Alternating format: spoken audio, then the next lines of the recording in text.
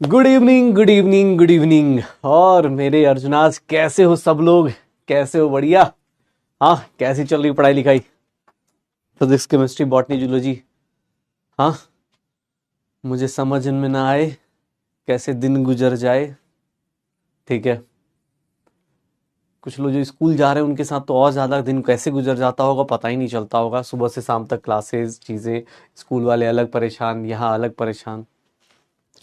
हाँ, लेकिन हाँ कोई दिक्कत नहीं यार, कोशिश करेंगे तो अपने होता है ना कि हौसला जुनून ये सब है अपने अंदर। यही सोच के तो आए हैं हम लोग।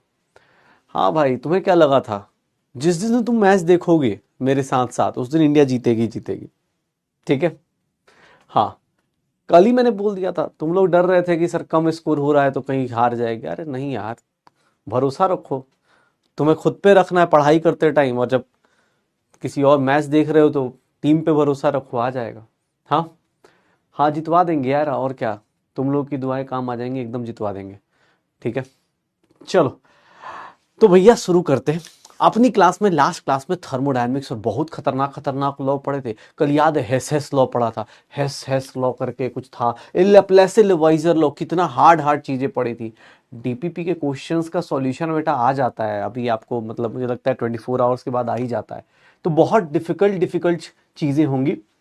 ठीक है, डिफिकल्ट डिफिकल्ट चीजें करने वाले हैं, और डिफिकल्ट चीजों में देखते हैं पहले क्या है। कल की क्लास में हमने पढ़ा था, थर्मोकेमिस्ट्री स्टार्ट किया था। और थर्मोकेमिस्ट्री भैया इतना शानदार, इतना खतरनाक, कुछ भी हो रहा है, कुछ भी हो रहा है। कभी रिएक्शन सीधा कर दो, कभी रिएक्शन उल्टा कर दो। अगर मैंने बोला था सर लॉज ऑफ थर्मोकेमिस्ट्री याद करो, भैया लॉज ऑफ थर्मोकेमिस्ट्री जिन लोगों को याद है, आज मैं क्वेश्चन लेके आया हूं बहुत डिफिकल्ट डिफिकल्ट, इतना डिफिकल्ट लॉज, इतना डिफिकल्ट क्वेश्चन याद करो। सर लॉ ऑफ थर्मोकेमिस्ट्री, हंसीना नहीं है, डिफिकल्ट है भाई। अभी तुम लोग बोलोगे डिफिकल्ट बना दिया सर, बताइए। अभी मैं बोल रहा हूं कि 2p से अगर आप 3q जा रहे हो, इस रिएक्शन की इंथैल्पी अगर +100 है तो सर, अगर मैं देखो, मैं दूंगा क्वेश्चन, नहीं होगा देख लो, पहला क्वेश्चन देखना, पहला क्वेश्चन देख लीजिए। अगर मैं बोलता हूं 4p से 6q होगा, जल्दी से जल्दी आंसर बताओ। सर दूसरा क्वेश्चन, जल्दी से जल्दी आंसर बताइए, जल्दी से जल्दी, जल्दी से जल्दी।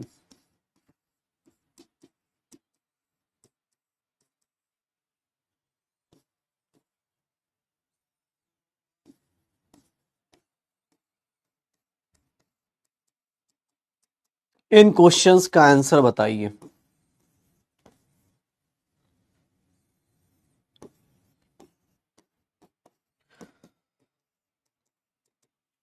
ये 4 क्वेश्चंस का आंसर क्या आएगा? आपने अगर लॉज ऑफ थर्मोकेमिस्ट्री पढ़ लिया है तो रिएक्शन सीधा उल्टा करने का क्या होता है? सर इस रिएक्शन को, इसका वैल्यू आएगा +200, इसका वैल्यू आएगा +200। ये जादू अब हमें आ चुका है। जिन लोगों को ये जादू नहीं आता है, कल की क्लास थोड़ा रिवाइज करके आइए, आपको पता चल जाएगा कि ये जादू कैसे होता है। अब ये जो लोग आंसर दे रहे हैं, ये पता नहीं कौन से चक्की का आटा खा के आ रहे हैं, रिएक्शन के साथ मजाक कर रहे हैं। ये रिएक्शन को जोड़ रहे हैं, घटा रहे हैं, कुछ भी कर रहे हैं, रिएक्शन रिवर्स कर दे रहे हैं। रिएक्शन रिवर्स किया तो सर इसकी वैल्यू आएगी -100, और इसको डिवाइड बाई 300 से कर दिया तो -100/3 आ जाएगी। ये चारों के चारों कितने लोगों के सही हो रहे हैं? ये चारों के चारों कितने लोगों के सही हो रहे हैं? कितने लोगों के चारों सही हैं? 4 आउट ऑफ 4। कितने लोगों के सही आ रहे हैं? Very good, very good. चलिए, अब बहुत डिफिकल्ट क्वेश्चन, बहुत difficult, it's very difficult question. अब मैं आपको एक क्वेश्चन देता हूं जिसमें ये लिखा गया है, इसमें ये लिखा गया है कि सर ए से 4b जाएंगे, इस रिएक्शन की इंथैल्पी अगर x1 है, सर ए से 4b जाएंगे, इस रिएक्शन की इंथैल्पी अगर x1 है, तो भैया ध्यान से सुनिएगा, अगर मैं 4b से सर अगर मैं 6c जाता हूं, 4b से 6c जाता हूं, इस रिएक्शन की एंथैल्पी x2 है। और अगर मैं बोल दूं कि सर यहां पर C से, अगर मैं C से अगर मुझे बोला गया D जाता हूं, इस रिएक्शन की एंथैल्पी -x3 है। कैलकुलेट, देखो कितना डिफिकल्ट है, calculate sir, calculate reaction enthalpy of किस रिएक्शन का, तो ए से 6d का इस रिएक्शन का इंथैल्पी निकाल के दिखा दो, इस रिएक्शन की इंथैल्पी निकाल के दिखा दो भैया, इस रिएक्शन की इंथैल्पी निकाल के दे दो। बहुत बढ़िया, बहुत बढ़िया, क्या बात है। इस रिएक्शन की इंथैल्पी निकाल के दिखा दो। कैसे निकलेगा, इसके दो तरीके हैं। कैसे निकलेगा, इसके दो तरीके हैं। सर ये -x3 है, -x3 है।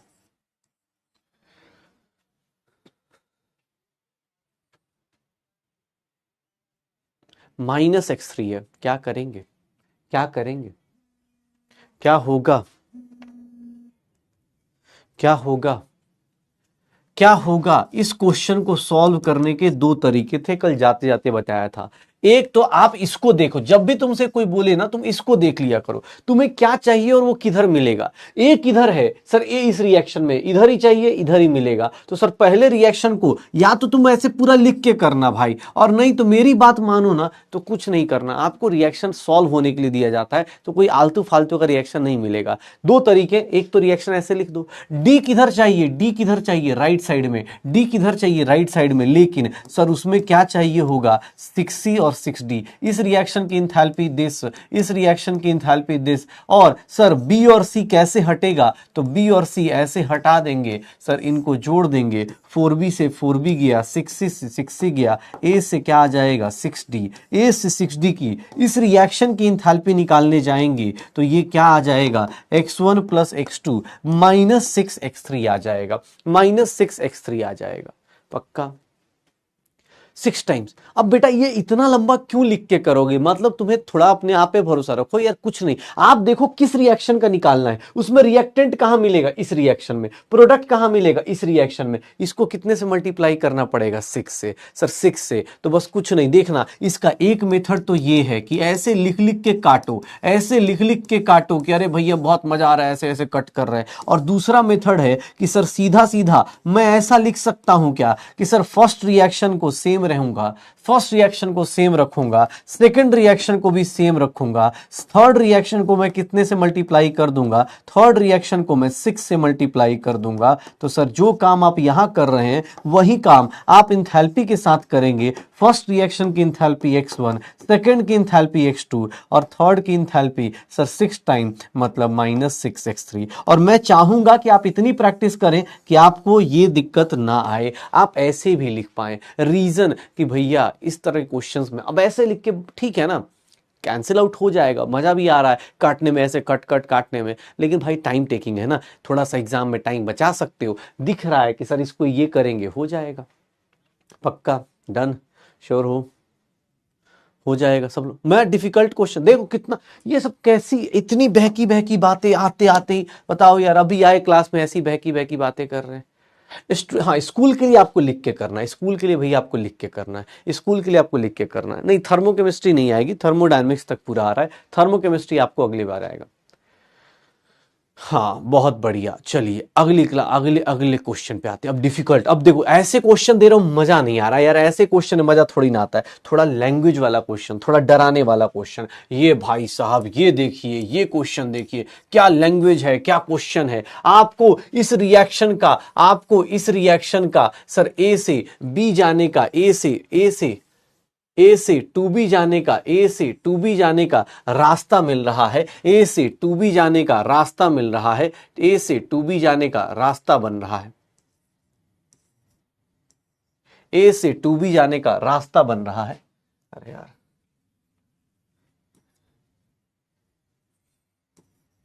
ए से बी टू बी जाने का रास्ता बनाइए। क्या आंसर आएगा, क्या आंसर आएगा, क्या आंसर आएगा, कैसे निकालेंगे। ए से बी जाना है, अब आपके सामने है इस क्वेश्चन का। चलो पोल भी दे देता हूं भाई, आत्मा शांत हो जाए। ये देख लीजिए, ए से सी जाना है, सी से सी कैंसल। इस रिएक्शन को सर मैं सीधा लिख दूं, मुझे ये रिएक्शन कैसे मिलेगा। फर्स्ट रिएक्शन को सीधा रखिए, सेकंड रिएक्शन को भी सीधा रखिए, और थर्ड रिएक्शन को बस किससे मल्टीप्लाई कर दीजिए, बिकॉज आपको टू भी चाहिए। तो सर 2 टाइम्स क्या कर दूं, थर्ड रिएक्शन कर दूं। तो सर मुझे इंथैल्पी में भी क्या करना पड़ेगा, फर्स्ट को सेम रखेंगे, सेकंड को भी सेम रखेंगे, थर्ड रिएक्शन की इंथैल्पी को क्या कर देंगे, Q1 plus Q2 plus 2Q3, Q1 plus Q2 plus 2Q3, ये हम थर्ड रिएक्शन में कर देंगे, ये हम थर्ड रिएक्शन में कर देंगे। क्या आ जाएगा, सी इज द करेक्ट आंसर। इतना डिफिकल्ट क्वेश्चन, आंसर देख लो अपने पास कितने लोग कर रहे हैं। हाँ भाई साहब क्या बात है, यही तो है अर्जुना, यही रैंक 1 वाला बैच है भाई, यही तो है। कभी कभी बीच में स्पैमर आ जाता है, अदरवाइज बहुत शानदार बैच। हाँ अच्छा ही बोल देनी चाहिए ना, अच्छा लगता है। हाँ नहीं है, देख लेना अब अच्छा वाला क्वेश्चन दूंगा, बहुत शानदार।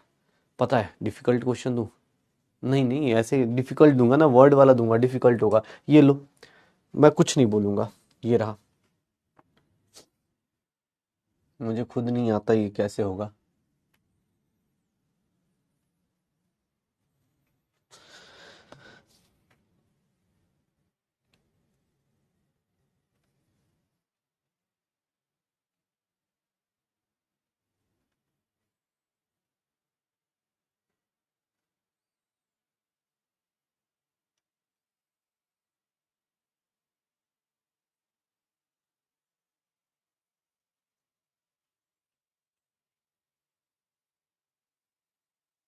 क्या डिफिकल्ट क्वेश्चन है यार, कैसे होगा, नहीं हो पाएगा ना ये। मैं एक इंस्टाग्राम पे स्टोरी लगा के बोल रहा है कि सर आप डिफिकल्ट बोलते हैं, हो जाता इजी है। मैं इसलिए बोलता हूँ पढ़ाई बहुत डिफिकल्ट है, ताकि डर खत्म हो जाए, लग जाए कि हो सकता है। ये देखो कितना डिफिकल्ट है भाई साहब, इससे ज्यादा डिफिकल्ट क्वेश्चन क्या करोगे तुम, आज बताओ, इससे ज्यादा डिफिकल्ट क्वेश्चन क्या करोगे। -50 किलो कैलोरी, एओ प्लस हाफ O2, सर ये देख लीजिए AO2, और इस रिएक्शन की इंथैल्पी कितनी है, 100 किलो कैलोरी। दोनों को ऐड कर दो sir, A plus half O2 plus half O2 क्या हो गया, फुल O2, AO2 हो गया। इस रिएक्शन की इंथैल्पी -50 प्लस 100, सर -50 और +50 कितना हो जाएगा, B is the correct answer, B is the correct answer, B is the correct answer. देखिए भैया B is the correct answer, क्या बात है। 72% जनता सही आंसर देके गई, 72% जनता सही आंसर देके गई। अब मैं खतरनाक क्वेश्चन दूं, ये दो वाला मजा नहीं आ रहा ना, दो वाले मजा नहीं आ रहा, थोड़ा सा खतरनाक सा तीन वाला करते हैं, तीन वाला करते हैं, शानदार शानदार तीन वाला रिएक्शन करते हैं। ओ भाई साहब, एक रिएक्शन, ये फर्स्ट रिएक्शन है, ये सेकंड रिएक्शन है, ये थर्ड रिएक्शन है। अरे भाई साहब अब आया कुछ मजेदार चीज। ये बताइए, इस तीन रिएक्शंस को मिलाएंगे, इन तीन रिएक्शंस को मिलाएंगे, इस रिएक्शन का इंथैल्पी क्या आएगा, इस रिएक्शन का इंथैल्पी क्या आएगा, क्या आएगा जल्दी। हाँ गौतम भाई, तुम्हारी दुनिया तबाह हो गई PCMB लेकर, गाना सही है ना, जिंदगी बर्बाद हो गई।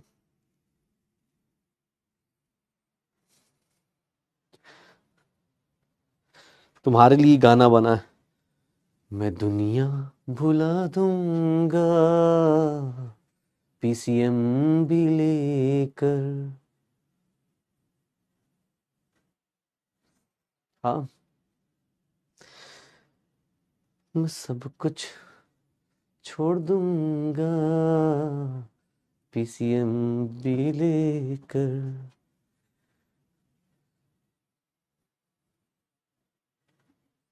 मुझे मैथ्स ना आए, मुझे फिजिक्स भी ना आए, मुझे केमिस्ट्री के साथ क्या हो जाए, न जाने कहाँ दिमाग खो जाए। ठीक है, चलो, इतना डिफिकल्ट क्वेश्चन कैसे अटेम्प्ट होता है, पहले पहचानो भाई बी किधर है, बी किधर है, डी किधर है, जी किधर है और 2C किधर है। तुम्हें इस तरह के क्वेश्चंस का एक ट्रिक बताया तो जिन लोग बहुत ज्यादा दिक्कत हुई है, सर बी दो दो जगह दिख रहा है, बी दो दो जगह दिख रहा है, डी दो दो जगह दिख रही है, तो भैया जो ज्यादा कॉमन है ना, जो ज्यादा कॉमन है उसको ज्यादा नहीं खोजना है, जो यूनिक होता है उसको पकड़िए। सर डी किधर है, बी किधर है, ये मत देखिए, जी किस रिएक्शन में है, जी इस रिएक्शन में है, तो सर जी को ना ऐसे लिख दीजिए, जी आपको आपको किधर चाहिए, प्रोडक्ट साइड चाहिए। तो आपने जैसे ही रिएक्शन उल्टा किया, जैसे ही रिएक्शन उल्टा किया, आपकी वैल्यू क्या आ जाएगी सर, -350 आ गई। जैसे ही रिएक्शन में, क्योंकि देखो इसमें जी कहां चाहिए, प्रोडक्ट साइड, तो इस रिएक्शन को उल्टा करना पड़ेगा क्योंकि प्रोडक्ट साइड लेके आना है।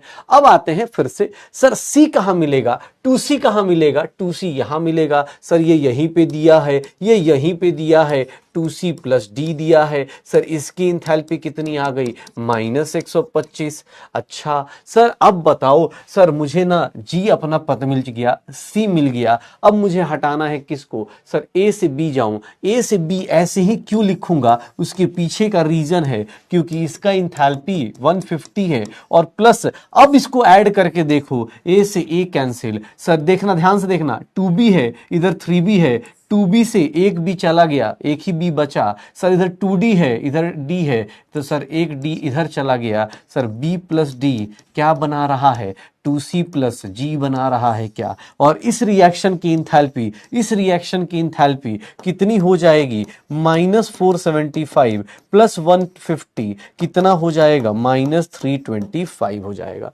-325 हो जाएगा, -325 हो जाएगा। कितना आ जाएगा, -325 हो जाएगा। तो आंसर क्या आ जाएगा, D is the correct answer. देखो भाई साहब,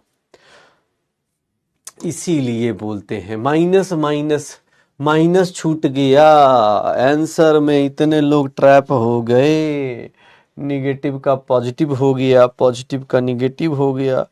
इसीलिए तो गाना याद आ रहा है, मेरी दुनिया तबाह हो गई।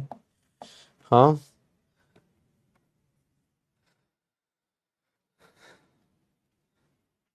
क्या क्या किया हम लोगों ने, सिली मिस्टेक। बेटा सिली मिस्टेक के चक्कर में ना देख लो, प्लस का माइनस एग्जाम हॉल में, बेटा बस यही तो है, एग्जाम हॉल में कब +4 से -1 हो जाता है, कब +4 से -1 हो जाता है, समझ में नहीं आता है। ठीक है, हाँ तो ध्यान से करना, नहीं तो दिक्कत होगी भैया। ऐसे क्वेश्चन में जहाँ 3-3 रिएक्शन दी है, तो इतना डिफिकल्ट क्वेश्चंस करने के बाद, इतने डिफिकल्ट क्वेश्चंस करने के बाद, लॉज ऑफ थर्मोकेमिस्ट्री, इतने डिफिकल्ट क्वेश्चन करने के बाद, अब एक काम करते हैं, अरे ठीक है ना, गलती हो गई, ठीक है, आगे से अलर्ट मोड पे रहना, कहीं भी प्लस माइनस में, थर्मोडायनामिक्स के क्वेश्चन में जब भी क्वेश्चन देखोगे, सर 2 ही ऑप्शन मेन होते हैं, उसमें प्लस और माइनस में कंफ्यूज किया जाता है, इस चैप्टर में यही है। हाँ कोई बात नहीं, थोड़ा कंफ्यूज आ जाइए, कोई दिक्कत नहीं होती है। ओके, हाँ 325 कैसे हुआ, अरे भाई इस रिएक्शन को उल्टा किया है, आप अपनी गलती कभी कभी एक्सेप्ट कीजिए। आपको जी किधर चाहिए भाई, जी किधर चाहिए, रिएक्टेंट साइड चाहिए कि प्रोडक्ट साइड चाहिए, जी किधर चाहिए था, सर रिएक्टेंट नहीं चाहिए था, प्रोडक्ट साइड चाहिए था। तो इस रिएक्शन को रिवर्स करूंगा, जैसे ही इस रिएक्शन को रिवर्स करूंगा, आंसर ऐसे आ जाएगा। ठीक है, बढ़िया। चलो अब मैं बहुत डिफिकल्ट पढ़ाऊंगा, ऐसा डिफिकल्ट थ्योरी पढ़ाऊंगा, ऐसी डिफिकल्ट थ्योरी पढ़ाऊंगा भाई साहब, इमेजिन नहीं कर सकते। आ रहा है बेटा क्वेश्चन, आज बहुत आ रहा है, आज ऐसे ऐसे क्वेश्चन बहुत मिलेंगे, टेंशन मत लीजिए। कब ऐसे पलट जाएगा, कब सरकार कब किधर प्लस की माइनस में हो जाएगी पता नहीं चलेगा। ठीक है, हाँ चलो तो शुरू करते हैं आगे की कहानी। आगे की कहानी क्या है भाई साहब, देखना बहुत बड़ा टॉपिक है, बहुत बड़ा, इतना बड़ा तुम्हें पता भी नहीं होगा, देखना अभी तुम्हें लगेगा कितना बड़ा चीज पढ़ाता हूं। Factors affecting heat of reaction, oh my God, factors affecting heat of reaction, ये डिफिकल्ट होगा यार, बहुत डिफिकल्ट होगा। बोल रहा है कि कौन कौन से फैक्टर्स पे हीट ऑफ रिएक्शन डिपेंड करता है। पहला फैक्टर रिएक्शन कंडीशन, अगर रिएक्शन सर कांस्टेंट प्रेशर पे होता है, अरे भाई साहब, तो उस टाइम पे जो हीट होती है उसको डेल्टा एच बोलते हैं, और जो कांस्टेंट वॉल्यूम पे होता है उसको sir internal energy of reaction बोलते हैं। ओ भाई ना ना, छोड़ो छोड़ो छोड़ो छोड़ो, ये क्या चल रहा है, ये बहुत बड़ा डिफिकल्ट हो गया, ये देख लो भाई, बहुत डिफिकल्ट नहीं हो गया ये, QP = डेल्टा एच, नहीं नहीं नहीं नहीं सर, नहीं सर, कुछ समझ में नहीं आ रहा बेटा, अगर नहीं समझ में आया तो खुद के ऊपर अब कुछ समझने की कोशिश करो। क्वांटिटी ऑफ रिएक्टेंट, हो भाई साहब देखिएगा क्या बोला गया है कि सर अगर नोट करके लिखा गया है, if equation is multiplied by a coefficient then the value of delta H is also multiplied by the coefficient. ठीक है, कितना हार्ड है ना, ये देख लो बेटा कितना हार्ड है। Factors affecting heat of reaction में देख लीजिए। अरे नहीं बताता तो मान लो तुमसे कोई क्वेश्चन पूछ देता, तुम बोलते नहीं श्याम सर ने तो पढ़ाया ही नहीं है। देख ले भाई इतना डिफिकल्ट। क्वांटिटी ऑफ रिएक्टेंट पे डिपेंड कर रहा है कि सर इसको रिएक्शन को डबल कीजिएगा इंथैल्पी डबल हो जाएगी, इस रिएक्शन को मल्टीप्लाई कीजिएगा मल्टीप्लाई होगा, डिवाइड कीजिएगा डिवाइड होगा। कांस्टेंट प्रेशर पे हीट को डेल्टा इंथैल्पी, इंथैल्पी बोलते हैं, कांस्टेंट वॉल्यूम पे ये बोलते हैं। अब सुनना, इससे भी खतरनाक चीज बताऊंगा, इससे भी खतरनाक। सर देख लो सर पहला दो ये, अरे भाई ये स्कूल में ना पूछ रहा तेरे से, बस हाँ ये है कि जब इसके सब्जेक्टिव थ्योरेटिकल क्वेश्चंस पूछे जाएंगे तो जब नीट के थ्योरेटिकल होंगे तो ये पूछ सकता है कि हीट ऑफ रिएक्शन किस पे डिपेंड करता है, रिएक्शन की कंडीशन पे डिपेंड करता है। या फिर ये बोल देगा कि अगर रिएक्टेंट ज्यादा कर दिया या प्रोडक्ट ज्यादा कर दिया तो उससे क्या हीट ऑफ रिएक्शन चेंज होता है। ऐसे क्वेश्चंस आते हैं, ऐसा नहीं आता कि हाँ भाई वैल्यू बताओ। वैल्यू किसी का नहीं पूछा जाता, वैल्यू किसी का नहीं पूछा जाता। अब मैं इससे भी डिफिकल्ट बताएगा, अब मैं इससे भी डिफिकल्ट बताएगा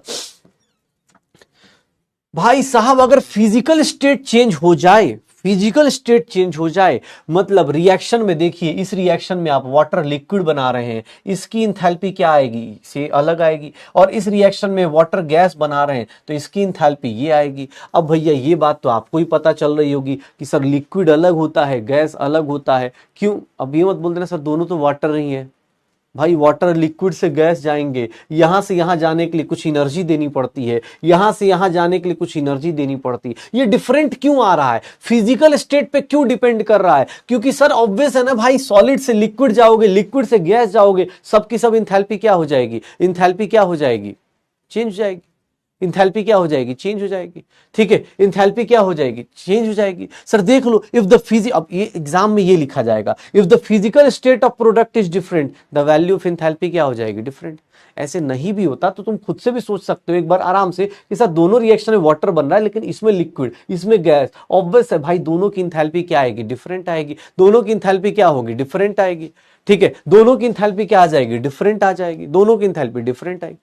अरे भाई तो जो लिखने वाला है साथ साथ में 2 लाइन तो लिखनी है भाई तुझे, बस हेडिंग। अब ये वैल्यू मत डालना भाई, वैल्यू बाद में 2 लाइन छोड़ दे, घर पे आराम से वैल्यू डाल दियो। अब तो वो -285 रट रहा है, उसकी जरूरत नहीं पड़ेगी। एग्जाम हॉल में तुझसे ये पूछा जाएगा इन दोनों रिएक्शन की इंथैल्पी क्या होगी, सेम होगी। अच्छा फिजिकल स्टेट तो छोड़ो, अगर कार्बन का जैसे ग्रेफाइट है, कार्बन ग्रेफाइट से CO2 बनाओगे, इसकी एनर्जी अलग आएगी। कार्बन डायमंड से ग्रेफाइट बनाओगे, सॉरी CO2 बनाओगे, इसकी एनर्जी अलग आएगी। बताओ इतना डिफिकल्ट कैसा होगा। हाँ भाई सुन लो ध्यान से, नहीं तो सैटरडे को जो मजा आएगा ना वो सिर्फ मजा कुछ ही लोगों को आने वाला है। क्यों, क्योंकि उसके पीछे का रीजन ये है। लिखना पूरा, अरे यार ये सब सिर्फ ये रिएक्शन लिख लो, यहाँ पे इंथैल्पी की वैल्यू जरूरी नहीं, घर पे आराम से नोट्स तुम्हारे पास पड़े रहेंगे, आराम से लिख देना, कोई दिक्कत नहीं, आराम से लिख देना। हाँ ठीक है लिख लो, बहुत डिफिकल्ट। ओके पीछे, अरे भाई पीछे वाला लिख लियो यार। अब तू इसको लिख रहा है 2 × दिस, तू ये लाइन लिख लेना, if equation is multiplied value of delta H is multiplied, हो गया। हाँ अरे 2 4 लाइन है भाई, लिख ले, खत्म कर यार इसको। वैल्यू वैल्यू छाप रहा है तू अब।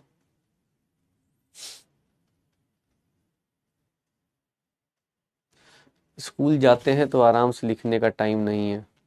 अरे भाई तो किसी एक के ऊपर तो मेहरबानी कर, स्कूल वालों के ऊपर कर दे, नहीं तो हम लोग के ऊपर कर दे यार। अब ज्यादा टाइम लेगा तो हमारे ऊपर दिक्कत आ जाएगी। ठीक है, बहुत। लास्ट पॉइंट टेम्परेचर पे डिपेंड करता है, टेम्परेचर पे डिपेंड करता है। अरे कल कुछ करा था, किरचॉफ्स इक्वेशन याद है, किरचॉफ्स इक्वेशन याद है, याद करो कुछ। अरे भाई कुछ भी नया नहीं है, कुछ भी नया नहीं है। कल की चीजों को रिवाइज करने का एक बेसिक तरीका है, कल की चीजों को रिवाइज करने का एक बेसिक तरीका है, कल की चीजों को रिवाइज करने का एक बेसिक तरीका है कि किरचॉफ्स इक्वेशन से जो टेम्परेचर के हिसाब से, टेम्परेचर के हिसाब से फ्लक्चुएट करता है। कल शायद यही लिखा था, delta H2 minus delta H1 divide by T2 minus T1 is equals to delta Cp, यही लिखा था कल। सर इंटरनल एनर्जी का करोगे तो क्या लिख देंगे, delta Cv। Delta Cv reaction का निकालना है तो प्रोडक्ट माइनस क्या होता है, रिएक्टेंट। इसका निकालना है तो प्रोडक्ट माइनस क्या होता है, रिएक्टेंट। चलो एक चीज बताओ, जो लोग लिख रहे हैं लिख लो, जो लोग, एक चीज बताना, देख सिंपल सी, बहुत हार्ड पूछूं, कल मैंने प्रोडक्ट माइनस रिएक्टेंट का अपोजिट वाला बताया था, कल प्रोडक्ट माइनस रिएक्टेंट का अपोजिट वाला बताया था।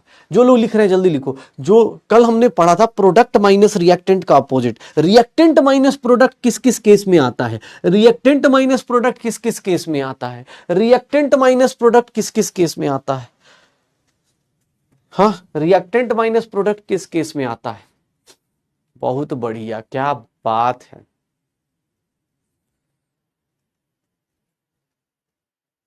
अरे कोई बात नहीं भाई, यहाँ दो टाइप के लोग हैं, एक स्कूल जाने वाले, एक नहीं जाने वाले, कोई दिक्कत नहीं। जो जा रहे हैं वो भैया साथ साथ में कोशिश कीजिए, थोड़ा फास्ट लिखिए। डॉक्टरी की प्रैक्टिस अभी से ही ऐसी राइटिंग बना लीजिए कि सिर्फ आपको समझ में आए। ऐसा ही मत बना दीजिए कि आपको समझ में ही ना आए कि अरे सब कुछ भी लिख रहे हैं। डॉक्टरी की राइटिंग क्या होती है कि हाँ भाई ये ठीक है, ताकि खुद को भी समझ में आए। ऐसा नहीं कि ऐसा लिख दिया कि भाई अपनी राइटिंग पढ़ नहीं पा रहे हैं कि सर ऐसा लिख दिया हमने। ऐसा डॉक्टर बनिए कि आपका राइटिंग आपके आस पड़ोस वाले लोग पढ़ ले, दवाई के दुकानदार पढ़ ले, पैसा आ जाए। ठीक है, हाँ तो ये देख लो भाई टेम्परेचर के साथ। बहुत बढ़िया, जिन लोगों ने आंसर दिया है कंबशन और बॉन्ड डिसोसिएशन एंथैल्पी, दो ही ऐसे केस थे जहां रिएक्टेंट माइनस प्रोडक्ट करना है। उनमें से आज एक पढ़ लेंगे और कल एक पढ़ लेंगे, हो गया थर्मोकेमिस्ट्री। कल मतलब सैटरडे को पढ़ लेंगे। ये देखे ना, टेम्परेचर के साथ जो फ्लक्चुएशन होता है, टेम्परेचर के साथ जो फ्लक्चुएशन होता है, ये भाई एक बोला सर समझा दीजिए। बेटा ये जो जादू था ना, ये जो जादू था ये अब बेटा कुछ हो गया है। 10वां लेक्चर है इस चैप्टर का, अगले सैटरडे को ये चैप्टर ऑलमोस्ट खत्म हो रहा होगा, तो कुछ जादू बीत जाएगा। आप फ्रेश स्टार्ट सर मंडे या ट्यूसडे से कीजिएगा, कैलेंडर में लगा लीजिए। इक्विलिब्रियम जब आएगा ना केमिकल, एकदम फ्रेश स्टार्ट, एकदम फ्रेश, वहां से एकदम शुरुआत की। और नहीं तो उससे भी ज्यादा अच्छा कैलेंडर लगाना हो तो ऑर्गेनिक का भी आएगा, उससे कीजिएगा। या फिर 12 तो है ही ना, ज्यादा लॉस थोड़ी ना होता है। 12th में भी आदमी करना चाहे तो कर ही लेगा। चल अब मैं डिफिकल्ट बताऊंगा, लेकिन उससे पहले कुछ पॉइंट्स ठीक है ना भाई। जो पढ़ रहे हैं उनको तो चलो पता है कि हाँ कल क्या कराया था, लेकिन हाँ कुछ पॉइंट्स। एक सिंपल चीज देख, ये तो हो गए थ्योरेटिकल पॉइंट्स कि हाँ सर ये इस पे डिपेंड कर रहा है। अगर फिजिकल स्टेट चेंज हो गया, फिजिकल फॉर्म चेंज हो गया, एलोट्रॉप्स आ गए तो क्या होगा। कुछ बातें बताओ, एक बात बताओ, कल हमने कुछ चीजें पढ़ी हैं, ठीक है ध्यान से सुनना। ये देखना बहुत इंपॉर्टेंट चीज, किस पे डिपेंड नहीं करता है, किस पे डिपेंड नहीं करता है। डज नॉट डिपेंड वाला याद रखना। डिपेंड किस पे करता है वो तो तुमने कर लिया सर, नोट करके ये पॉइंट याद रखना। जो लोग अगर लिख रहे हैं तो भैया एक काम करना, heat change of a reaction does not depend. Sir किस पे डिपेंड नहीं करता, नंबर ऑफ स्टेप्स पे। कोई ये नहीं बोल सकता कि सर इसके ज्यादा स्टेप्स है तो इसमें ज्यादा हीट रिलीज होगी, ऐसा नहीं बोल सकते। सर इंटरमीडिएट की पोजीशन से बीच में क्या बन रहा है, इंटरमीडिएट कौन सा कैटलिस्ट है, इस पे डिपेंड नहीं करता। और तीसरी बात सर, हीट एक्सचेंज, हीट जो होता है वो टाइम ऑफ रिएक्शन पे चेंज नहीं करता है। तो किसी भी रिएक्शन की इंथैल्पी होगी वो किस पे डिपेंड नहीं करती, ये ध्यान रखिएगा। पहले तो ये पढ़ लिया किसके किसके ऊपर डिपेंड करती है, किसके ऊपर डिपेंड नहीं करती है ये ध्यान रखिएगा। ठीक है, किसके ऊपर डिपेंड नहीं करती ये ध्यान रखिएगा। सर किसके ऊपर डिपेंड नहीं करेगा, नंबर ऑफ स्टेप्स के ऊपर, इंटरमीडिएट के ऊपर, टाइम ऑफ रिएक्शन के ऊपर डिपेंड नहीं करेगा। कोई ये नहीं बोल सकता कि सर टाइम ज्यादा लगता है तो एनर्जी ज्यादा होगी। कोई ये नहीं बोल सकता कि नंबर ऑफ स्टेप्स ज्यादा है तो नहीं होगा। ठीक है, एक बोल रहा सर हीट तो पाथ फंक्शन है। अरे भैया इंथैल्पी होता है, रिएक्शन में इंथैल्पी को बोल देते हैं। हीट चेंज रिएक्शन कल ही पढ़ा है, heat change in the reaction को मेजरली क्या बोलते हैं, इंथैल्पी। जब भी होगा कांस्टेंट प्रेशर पे होगा, इंथैल्पी कहलाएगा। इंथैल्पी जे पास स्टेट फंक्शन, इंथैल्पी जे स्टेट फंक्शन हो जाएगा सर, श्योर हैं। कैसे होगा देख लीजिए, इतनी बड़ी बड़ी बातें कैसे करेंगे सर। नंबर ऑफ स्टेप्स पे नहीं करेगा, टाइम पे नहीं डिपेंड करेगा, टाइम पे डिपेंड नहीं करेगा, इंटरमीडिएट पे नहीं करेगा। तो इंथैल्पी ऑफ रिएक्शन दो तीन चीजों पे नहीं करता है, दो तीन चीजों पे नहीं करता है। शुरू करें। अब मैं देखो ये सब मजाक मजाक की बातें हो गई, कल की क्लास हो गई। कल की क्लास को कुछ रिलेट करके हमने मजाक मजाक में कुछ चीजें पढ़ ली। हमने ये पढ़ लिया, लॉज ऑफ थर्मोकेमिस्ट्री पढ़ लिया। आज भैया ऐसी खतरनाक खतरनाक चीजें पढ़ेंगे, ऐसी खतरनाक खतरनाक चीजें पढ़ेंगे, जैसे ये सब पढ़ रहे हैं, जैसे ये सब छोटी छोटी बातें पढ़ रहे हैं, वैसे ही कुछ खतरनाक से स्टेटमेंट आने वाले हैं आपके लिए। और उनमें से खतरनाक सा स्टेटमेंट मैं आपको देता हूं, देखिएगा देखिएगा खतरनाक सा स्टेटमेंट। ठीक है, खतरनाक सा स्टेटमेंट क्या है सर? इंथैल्पी ऑफ रिएक्शन कल से पढ़ते आ रहे हैं। अब आज के बाद जैसे कल भी हमने पढ़ा था कि सर हर एक जगह ना जैसे ही डेल्टा जी लगा है और डेल्टा जी नॉट लगा है, कहीं डेल्टा एच लगा है, कहीं डेल्टा एच नॉट लगा, इन सब में डिफरेंस क्या होता है? कौन स्टैंडर्ड वाला है, कौन स्टैंडर्ड वाला है बताओगे? ये स्टैंडर्ड है या ये स्टैंडर्ड? स्टैंडर्ड क्या है? इंटरमीडिएट बेटा जैसे ये बताओ, ये जो है ए से बी जा रहा है, बी से सी जा रहा है, सी से डी जा रहा है, सर ए से डी का रिएक्शन एंथैल्पी क्या बी और सी पे डिपेंड कर रहा है? क्या नहीं, ये ए और सी की जो वैल्यू होगी ये इसके ऐड करने से आ जाएगी। वो बी बने, सी बने, बी मोटा बने, छोटा बने, क्या बने, उससे क्या मतलब है सर? इंटरमीडिएट पे डिपेंड नहीं करता है। ठीक है, किस पे? सेकंड वाले पे। क्यों? क्योंकि ये स्टैंडर्ड केस है। तो सर अब आपको दो टाइप की चीजें बताई जाएंगी एग्जाम हॉल में। ये जनरल केस है, जनरल इंथैल्पी, जनरल बातें चल रही हैं। तो अब किसी रिएक्शन में जाएंगे तो आपको दो चीजें दी जाएंगी, दो चीजें दी जाएंगी। पता है क्या क्या sir? Standard enthalpy of reaction, standard enthalpy of reaction. भैया ये ध्यान रखिएगा, जब कुछ नहीं दिया होता है तो स्टैंडर्ड मान के चलते हैं। क्यों? क्योंकि नॉर्मली जितनी भी रिएक्शंस होती है, जितनी भी रिएक्शंस होंगी सर, वो सारे के सारे हम लोग क्या मान के चलते हैं? स्टैंडर्ड स्टेट्स में होंगी। जितनी भी रिएक्शन होंगी सारे के सारे क्या होंगी? स्टैंडर्ड स्टेट में होंगी। मान लो रिएक्टेंट है, रिएक्टेंट है, मान लो रिएक्टेंट है, रिएक्टेंट अगर अपने स्टैंडर्ड स्टेट में है, रिएक्टेंट अगर अपने स्टैंडर्ड स्टेट में है, अगर प्रोडक्ट में कन्वर्ट कर रहा है, तो याद रखिएगा इस टाइप की रिएक्शन की, इस रिएक्शन की इंथैल्पी, इस रिएक्शन की इंथैल्पी को हम लोग क्या लिख देंगे? ऐसा। रिएक्शन को आर से लिख रहे हैं, ऊपर नॉट लगा दिया, इस रिएक्शन की इंथैल्पी को क्या लिख देंगे? इस डेल्टा एच आर नॉट। अब यहां पे एक कॉन्सेप्ट आता है, यहां पर एक कॉन्सेप्ट आता है और वो बोला जाता है कि सर किसी का स्टैंडर्ड स्टेट क्या होता है, किसी का स्टैंडर्ड स्टेट क्या होता है। याद रखिएगा इन थर्मोकेमिस्ट्री, इन थर्मोकेमिस्ट्री स्टैंडर्ड स्टेट का मतलब होता है, थर्मोकेमिस्ट्री में स्टैंडर्ड स्टेट का मतलब होता है, स्टैंडर्ड स्टेट का मतलब हो जाता है, स्टैंडर्ड स्टेट का मतलब कि सर टेम्परेचर कितना हो 25 डिग्री सेल्सियस या फिर इसको बोल देते हैं 298 केल्विन, एंड प्रेशर कितना हो जाए 1 atm या अप्रोक्सीमेटली इसी को हम लोग क्या बोल दें? 1 बार बोल दें, 1 atm या फिर 1 बार बोल दें। पढ़ा देख लो भाई, क्या बोला जा रहा है कि सर कोई भी रिएक्शन जहां पे अगर सारे रिएक्टेंट एंड प्रोडक्ट ये सब क्या हो जाए? स्टैंडर्ड स्टेट में हो, तो उस केस में इंथैल्पी को ही क्या बोल देते हैं? Standard enthalpy. अब स्टैंडर्ड इंथैल्पी कहां पे डिफाइन होती है? स्टैंडर्ड स्टेट कहां डिफाइन होता है? जहां टेम्परेचर 25 हो और प्रेशर क्या हो 1 atm। अब तुम्हें ऐसे लग रहा होगा सॉरी स्टैंडर्ड स्टेट तो बहुत डिफिकल्ट होगा। अब एक बात बताओ, अभी बताऊं तुम्हें, एक मजाक बताऊं, कितना डिफिकल्ट चीज। किसी का स्टैंडर्ड स्टेट क्या होता है? सर कुछ नहीं, जो टेम्परेचर 25 डिग्री सेल्सियस पे और जो प्रेशर पे एग्जिस्ट कर जाए उसी को क्या बोलते हैं? सर उसका स्टैंडर्ड स्टेट। उसी को क्या एक बोल रहा है 1 बार इज इक्वल्स टू 1 atm कैसे हुआ? अप्रोक्सीमेट लिखा है बेटा, कन्वर्जन याद करो, वन कन्वर्जन याद करना, 1 atm इज 1 पॉइंट क्या यार, once upon a time in a chapter. कभी किसी पुराने जमाने की बात थी जब आप बहुत ज्यादा नीट के रैंक, ऐसे आप नीट फोड़ने आए थे, तब हमने बात करी थी सर इसको 1 ही ले लेते हैं ना यार। या फिर अगर 1 बार लोगे तो 1 बार को हम लोग लिख देते हैं 0.987 atm, तो सर इसको भी हम लोग 1 ही ले लेते हैं। हाँ, कभी किस जमाने में कन्वर्जन किया? छोड़ो कल की बातें, कल की बात पुरानी, क्या जरूरत है ये सब। हाँ हाँ चलो कोई भी दिक्कत नहीं, छोड़ो।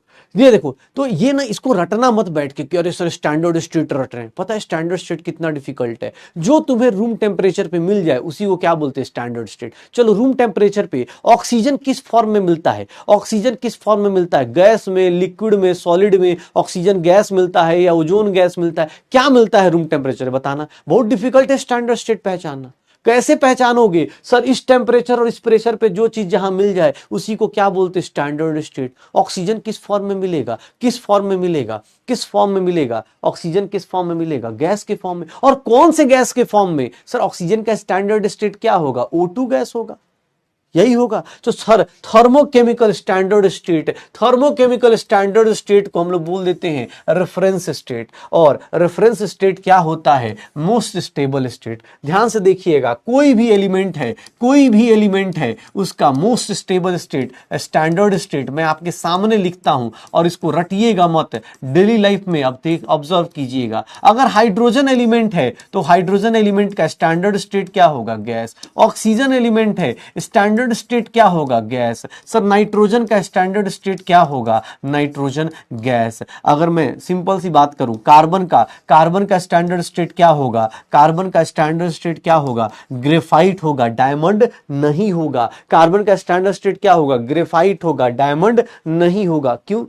क्योंकि सर डायमंड इस पोजीशन पे, इस टेम्परेचर और इस प्रेशर पे एग्जिस्ट नहीं करता है। डायमंड को बहुत हाई टेम्परेचर और हाई प्रेशर पे हम लोग एग्जिस्ट करवाते हैं, ठीक है ना। तो याद रखिए, अब सब रटिए मत बैठ के कि अरे भाई साहब क्या लिखवाया, क्या रटा हम लोगों ने, ऐसा नहीं। कोई मेटल है, मेटल जनरली रूम टेम्परेचर पे मेटल हमेशा किस फॉर्म में रहता है? सॉलिड। एक्सेप्ट कौन सा मेटल रूम टेम्परेचर पे लिक्विड फॉर्म में रहता है? तो ये हो गया। कौन सा टेम्परेचर रूम फॉर्म पे लिक्विड होता है?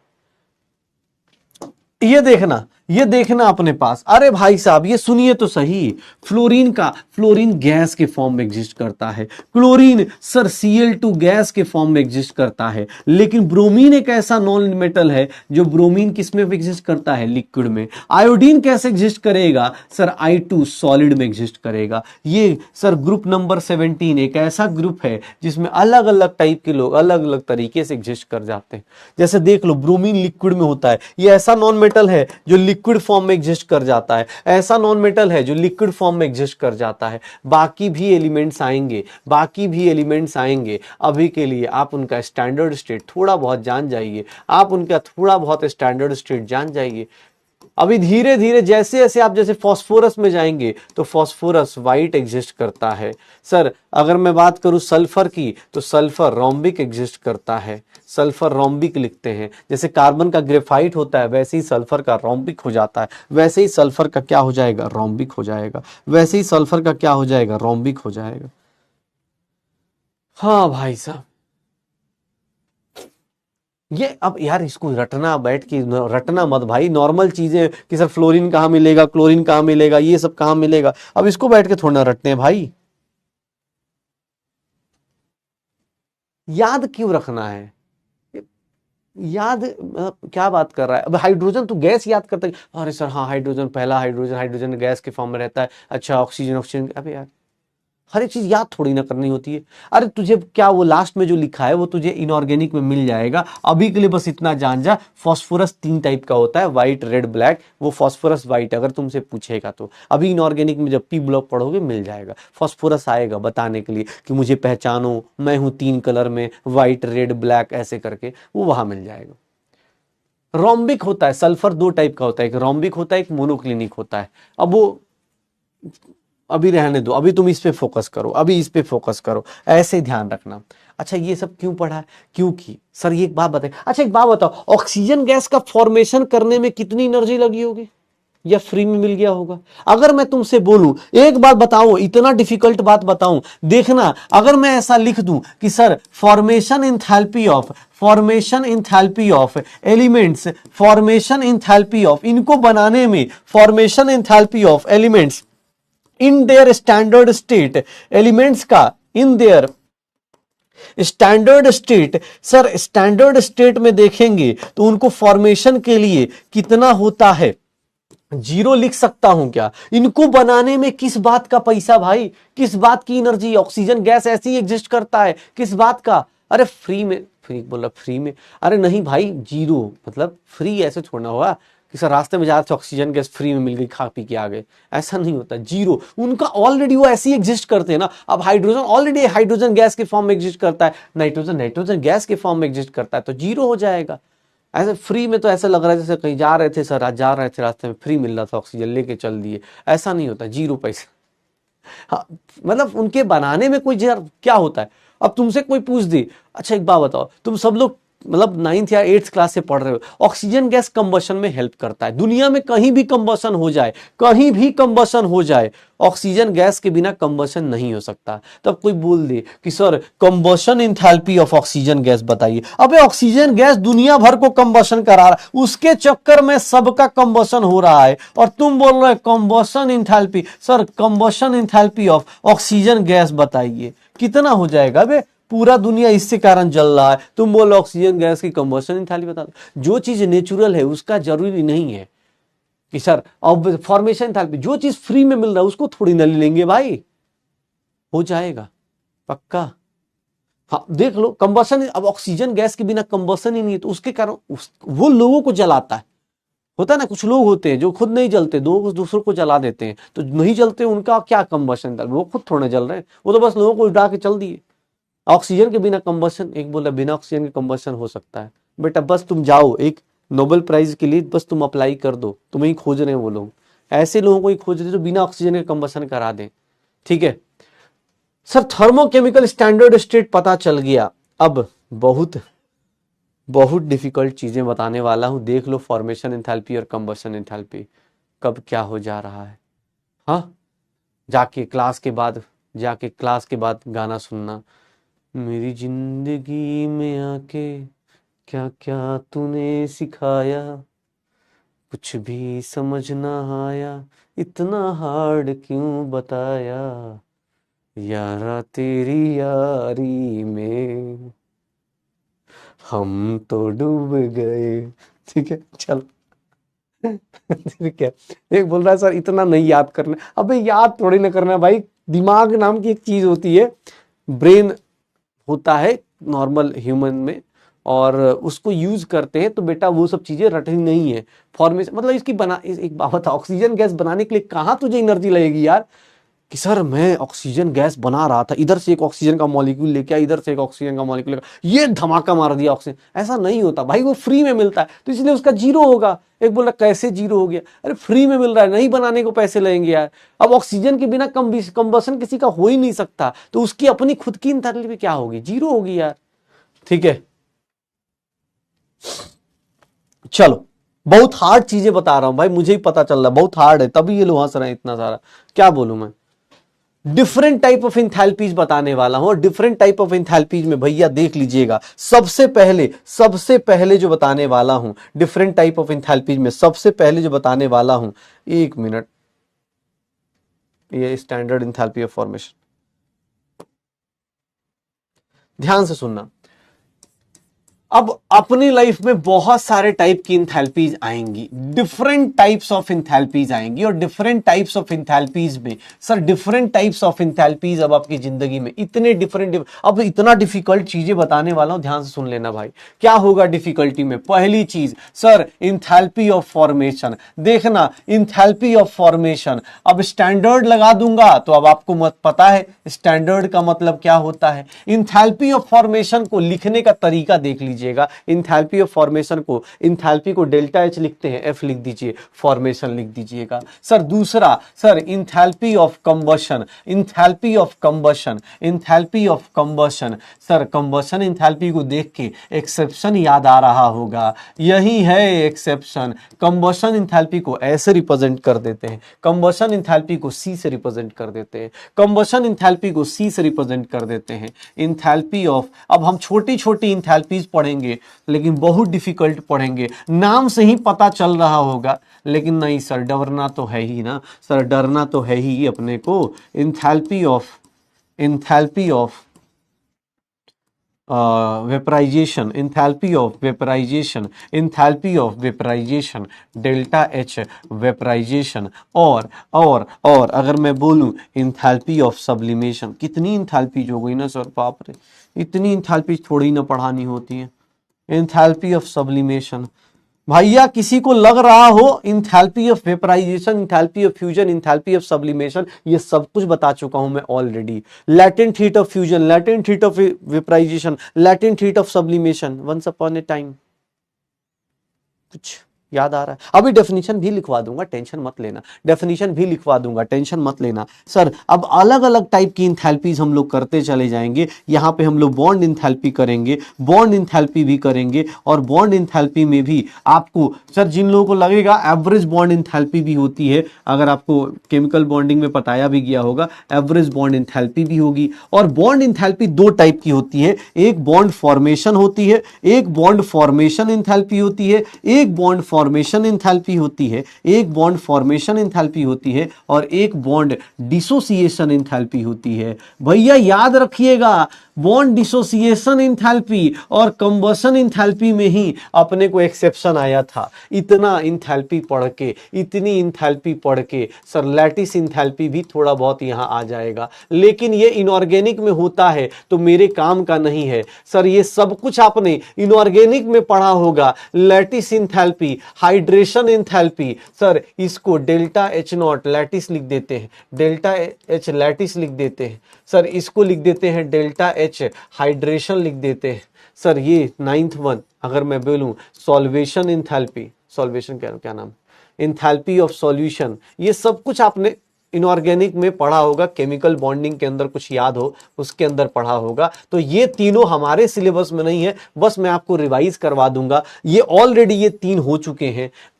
यहां काम की क्या है, enthalpy of neutralization, enthalpy of neutralization, enthalpy of neutralization, enthalpy of neutralization और enthalpy of ionization, enthalpy of ionization। तो सर हमें पढ़ना सिर्फ कितना है, इतनी बड़ी लिस्ट मैंने लिखवा दी, लेकिन पढ़ना सिर्फ कितना है सर, ये तीनों हमने ऑलरेडी पढ़ रखा है, ये तीनों हमने ऑलरेडी पढ़ रखा है। आज हम लोग ये तीनों हमें ऑलरेडी आता है, ठीक है, ये तीनों हमें ऑलरेडी आता है भाई, ये तीनों हमें ऑलरेडी आता है। देख लो ये तीनों लैटिस, हाइड्रेशन, इंथैल्पी, ये हमने केमिकल बॉन्डिंग में पढ़ा है। नहीं पढ़ा होगा तो कोई बात नहीं, मैं थोड़ा बहुत यहां रिवाइज करा दूंगा। ये तीनों मैंने पहले बता रखा है, ये तीनों मैंने पहले बताया था, अभी सिर्फ डेफिनेशन बतानी है। काम की इंथैल्पी 1, 2, 3, 4 और 5, ये काम की इंथैल्पीज है। 5 इंथैल्पी पढ़ेंगे, चैप्टर हो जाएगा खत्म। First day in this batch, Arnav Anand. Backlog कैसे कंप्लीट करें बेटा? बैकलॉग क्लियर करके एक यूट्यूब पे चैनल चल रहा है, उस पे जाके करिएगा। इंथैल्पी ऑफ सॉल्यूशन भी बात कर लेंगे, छोड़ो। हाँ, इतनी सारी इंथैल्पीज हैं, लेकिन इनमें से सिर्फ 5 इंथैल्पी इस चैप्टर में पढ़नी, बाकी और इंथैल्पीज ऐड होंगी, वो ऐड होते रहने देंगे, देख लेंगे। हाँ चलो, तो yes, very good question, what is enthalpy? बहुत बढ़िया, इट्स अ वेरी गुड, अच्छा लगा आपका, you are a good question, keep it up. हाँ कोई दिक्कत नहीं। चलो तो अब शुरू करते हैं पहली इंथैल्पी। पहली इंथैल्पी देखना बेटा, यहां पे सिर्फ 5 इंथैल्पी हमें पढ़ना है। देखने में 11 इंथैल्पीज लग रही है, बट हमें पढ़ना है 5, ठीक है। चलो देखते हैं।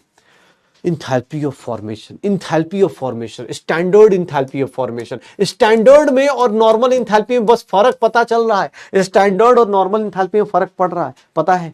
स्टैंडर्ड क्यों बोल रहे हैं? बिकॉज हम हमेशा स्टैंडर्ड इंथैल्पी कब लेते हैं? जब वो एलिमेंट से हो, elements in their most abundant naturally occurring form और in their standard state, in their standard state. मतलब सर याद रखिएगा, बहुत इंपॉर्टेंट चीज क्या बताने वाला हूं कि सर किसी का भी 1 मोल सब्सटेंस बनाइए, किसी का भी 1 मोल सब्सटेंस बनाना है, अगर किसी का इंथैल्पी ऑफ फॉर्मेशन बताना है, अगर किसी का इंथैल्पी ऑफ फॉर्मेशन बताना है, तो कुछ नहीं, आप उस बंदे का सिर्फ 1 मोल बनाओ, और उसका 1 मोल ऐसे नहीं कहीं और से बना दो, उसके एलिमेंट से बनाओ, उसके एलिमेंट से बनाओ। देखना, 1 mole of a substance, it is the enthalpy change when 1 mole of a substance is formed from its elements in their standard state। Element से बनाना है, कंपाउंड से नहीं बनाना है, ध्यान सुनना, एलिमेंट से बनाना है, कंपाउंड से नहीं बनाना है। मतलब अगर आपको मैं बोल दूं कि भैया वाटर बनाइए, तो वाटर बनाने के लिए अगर इस रिएक्शन की इंथैल्पी निकालना चाह रहे हो, ध्यान सुनना, वाटर की इंथैल्पी निकालना चाह रहे हो, वाटर की फॉर्मेशन इंथैल्पी निकालना चाह रहे हो, तो सर वाटर की फॉर्मेशन इंथैल्पी का रिएक्शन कैसे लिखेंगे, पहले ये सीखिए। वाटर की फॉर्मेशन एंथैल्पी का रिएक्शन कैसे लिखेंगे ये सीख लिए। इसका 1 मोल, हमेशा याद रखिएगा जिसका भी फॉर्मेशन एंथैल्पी लिखेंगे उसका 1 मोल चाहिए। इसके कौन कौन से एलिमेंट से मिलकर बना है, कौन कौन से एलिमेंट से मिलकर बना है सर, हाइड्रोजन और ऑक्सीजन। हाइड्रोजन का स्टैंडर्ड स्टेट अभी थोड़ी देर पहले बताया था, ऑक्सीजन का स्टैंडर्ड स्टेट हम ही थोड़ी देर पहले बताया था। याद रखना थर्मोडायनेमिक्स एक ऐसा चैप्टर है जिसकी बैलेंसिंग में फ्रैक्शन अलाउड है। आप इसको हमेशा 1 मोल रखेंगे, बैलेंसिंग करते टाइम इधर कुछ भी मल्टीप्लाई नहीं करेंगे, इसको कितने से कर देंगे 1/2। इस रिएक्शन के अंदर इस रिएक्शन की जो इंथैल्पी होगी, इस रिएक्शन की जो इंथैल्पी होगी, इस रिएक्शन की जो इंथैल्पी होगी वही क्या कहलाएगी sir, formation enthalpy of water. इस रिएक्शन की इंथैल्पी जितनी भी हो उसी को क्या बोलेंगे, फॉर्मेशन इंथैल्पी ऑफ वाटर। कि सर ये reaction formation enthalpy of water है। क्या है सर, ऐसा क्यों हो रहा है? क्योंकि एक बात बताओ, सुनो इधर ध्यान से, इस रिएक्शन में इसकी फॉर्मेशन एंथैल्पी कितनी है 0, इस रिएक्शन में इसकी फॉर्मेशन एंथैल्पी कितनी है 0। तो भैया इस रिएक्शन में जो भी एनर्जी निकलेगी वो इसी को बनाने में तो निकलेगी, इसी को बनाने में तो निकलेगी। बस याद रखना मेजर पॉइंट क्या है कि सर ये 1 मोल होना चाहिए, 2 मोल होगा फॉर्मेशन एंथैल्पी नहीं काउंट होगा। ध्यान सुनना, हाफ कैसे हुआ, क्योंकि ऑक्सीजन को 1 करना था भैया, 2 से 1/2 इंटू 2 2 कैंसिल, 1 बच जाता है। 2 के टेबल में पहले नंबर पे 1 2 आता है, तो 2 इंटू 2 1, तो 1 आ जाएगा। इसीलिए ये देखिएगा, 1 मिनट देखिएगा, किसी भी कंपाउंड को बना रहे हैं, मान लो अमोनिया बनाना है, मैंने तुम्हें बोला कि भैया अमोनिया का फॉर्मेशन लिखो। अमोनिया कैसे बनेगा, कौन कौन से एलिमेंट से बनेगा बेटा, खुद से सोचो। N2 से बनेगा, हाइड्रोजन से बनेगा, और हाइड्रोजन गैस है, N2 गैस है। सर मैं इसके टाइम पे यहां मैं ही लिख सकता हूं, मैं क्या करूंगा, उसको हमेशा 1 मोल रखूंगा, भाई साहब इधर कोई चेंज नहीं करूंगा, इधर चेंज कर सकता हूं, मैं इधर चेंज कर सकता हूं। और इस रिएक्शन की जो इंथैल्पी होगी, इस रिएक्शन की इंथैल्पी को ही हम लोग क्या बोल देंगे, फॉर्मेशन इंथैल्पी ऑफ अमोनिया।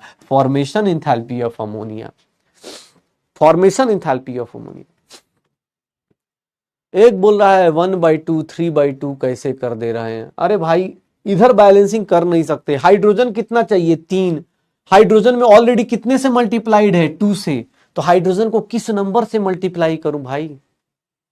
एक बात बता, हाइड्रोजन को मान ले x, तो 2x की वैल्यू 3 लेके आनी है, तो x की वैल्यू क्या आएगी 3/2। तो सर इसके आगे किससे मल्टीप्लाई करूंगा 3/2 से, इसके आगे किससे मल्टीप्लाई करूंगा 3/2 से, हाँ इसके आगे किससे मल्टीप्लाई करूंगा 3/2 से। एक बोल रहा है सर इसके आपको कैसे पता चल रहा है ये 1 मोल बना रहे हैं।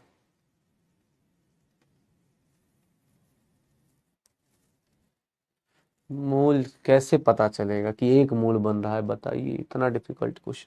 चलिए छोड़िए, अब ये बात बहुत दूर तलक जाएगी, छोड़िए आगे चलिए। ये क्वेश्चन कोई पूछ दे, चलो अब इस रिएक्शन को तुम खुद से लिखो, ये ध्यान से सुना। अगर मैं तुमसे दे दूं, रुक जाओ, C6H12O6, अगर मैं बोलता हूं कि भैया एक ऐसा रिएक्शन लिखो जिस रिएक्शन की इंथैल्पी जो होगी वो फॉर्मेशन इंथैल्पी ऑफ ग्लूकोज हो जाए, ग्लूकोज की फॉर्मेशन इंथैल्पी के इक्वल हो जाए, एक ऐसा रिएक्शन लिख दो जिसमें फॉर्मेशन इंथैल्पी ऑफ ग्लूकोज हो जाए, क्या होगा, ठीक है, क्या होगा, कैसे लिखोगे खुद से ट्राई करो पहले इस रिएक्शन को। कार्बन 6 है, हाइड्रोजन 12 है, ऑक्सीजन 6 है। सर कभी भी एलिमेंट से लिखना है, कंपाउंड से नहीं लिखना होता, एलिमेंट से लिखना होता है, कंपाउंड से नहीं लिखना होता। बताओगे इसका आंसर क्या आएगा, इसका रिएक्शन क्या आएगा।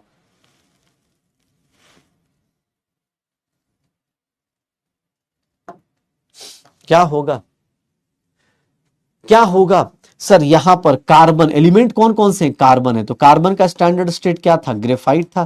कार्बन का स्टैंडर्ड स्टेट क्या था, ग्रेफाइट था, कार्बन 6 ले लिया। सर ऑक्सीजन का स्टैंडर्ड स्टेट क्या था, गैस था, ऑक्सीजन कितना ले लिया, 3 ले लिया। हाइड्रोजन का स्टैंडर्ड स्टेट क्या था, गैस था, हाइड्रोजन कितना ले लिया, 6 ले लिया। देख लो इस रिएक्शन की जो इंथैल्पी है, इस रिएक्शन की जो इंथैल्पी होगी वही क्या कहलाएगी, फॉर्मेशन इंथैल्पी ऑफ फॉर्मेशन। एक बोला डायरेक्ट लिख दे, नहीं वाटर कैसे लिख रहे हो? वाटर नहीं लिख सकते बेटा, एलिमेंट बोला है। देखो एलिमेंट से बनाना है, किसी भी कंपाउंड को एलिमेंट से बनाना है, वाटर से नहीं बना देना। वाटर इज ए कंपाउंड भाई, वाटर से नहीं बनाना है। थर्मोकेमिस्ट्री भैया इस संडे को नहीं आएगा, लेकिन अगली बार में जरूर आएगा, ठीक है ना, देख लो पक्का। हाँ, ये अपने पास हाइड्रोजन H2 गैस में, O2 गैस में, कहीं भी कोई कंपाउंड लिखा है तो आप उसको पहचानने की कोशिश करो। अरे जब भी फॉर्मेशन लिखे, बोल रहा सर फॉर्मेशन में दो लोग नहीं आ सकते। अरे फॉर्मेशन हमेशा अकेले बंदे का होता है भाई, एक बंदे का होगा, हमेशा वाटर का होगा, एक ही बंदा होगा, इधर दो नहीं आएंगे, तीन नहीं आएंगे। तो काफी डिफिकल्ट क्वेश्चंस, काफी डिफिकल्ट चीजें, ये देखना। ये अब तो इस पे टिक लगा दिया है, चलो कोई बात नहीं। ये देख लो, hydrogen gas plus oxygen gas, ये फॉर्मेशन इंथैल्पी किसका है? वाटर का लिख सकते हैं। ये देखिए अमोनिया HNO3, और HNO3 का फॉर्मेशन इंथैल्पी सही लिखा हुआ है क्या? किसी का भी फॉर्मेशन इंथैल्पी जब भी लिखते हो आप हमेशा क्या लिखोगे? आप हमेशा क्या लिखोगे सर? जो भी एलिमेंट लोगे उसका स्टैंडर्ड स्टेट हमेशा 1 मोल रखोगे। चलो जल्दी से जल्दी लिखो, मुझे formation enthalpy of calcium carbonate का स्ट्रक्चर चाहिए, मुझे फॉर्मेशन इंथैल्पी ऑफ HBr चाहिए। जल्दी जल्दी लिखो, ये रिएक्शन लिख दो बेटा, ऊपर का छोड़ दो, घर पे आराम से लिखना उसको। मुझे फॉर्मेशन इंथैल्पी ऑफ HI चाहिए, चाहे HCl चाहिए। HCl क्यों लिख रहा हूं, चलो H2CO3। Formation enthalpy of H2CO3। Sir जल्दी से जल्दी बताइए, इन तीनों का फॉर्मेशन इंथैल्पी लिख सकते हैं क्या? इन तीनों का फॉर्मेशन इंथैल्पी लिख सकते हैं क्या? क्या होगा सर? किसी भी कंपाउंड का फॉर्मेशन इंथैल्पी लिखोगे तो क्या करेंगे? किसी भी कंपाउंड का फॉर्मेशन इंथैल्पी लिखेंगे तो उस केस में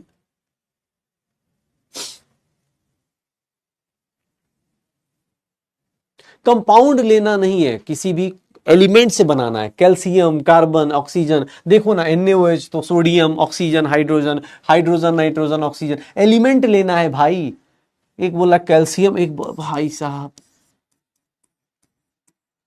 का काहे का क्लास अटेंड करो? एलिमेंट होता है बेटा, उस टाइम से बोल रहा element element element element element. तुम्हें टोनी कक्कर के गाने सुनने की आदत हो गई है क्या, कि हर एक चीज को चार बार element element element element element बनेगा? Formation formation formation, 1 mole 1 mole 1 mole. बस मतलब बस स्टैंड पे थोड़ी ना खड़े हैं भाई कि सर हर एक चीज को 4 बार चिल्ला रहे हैं। हाँ,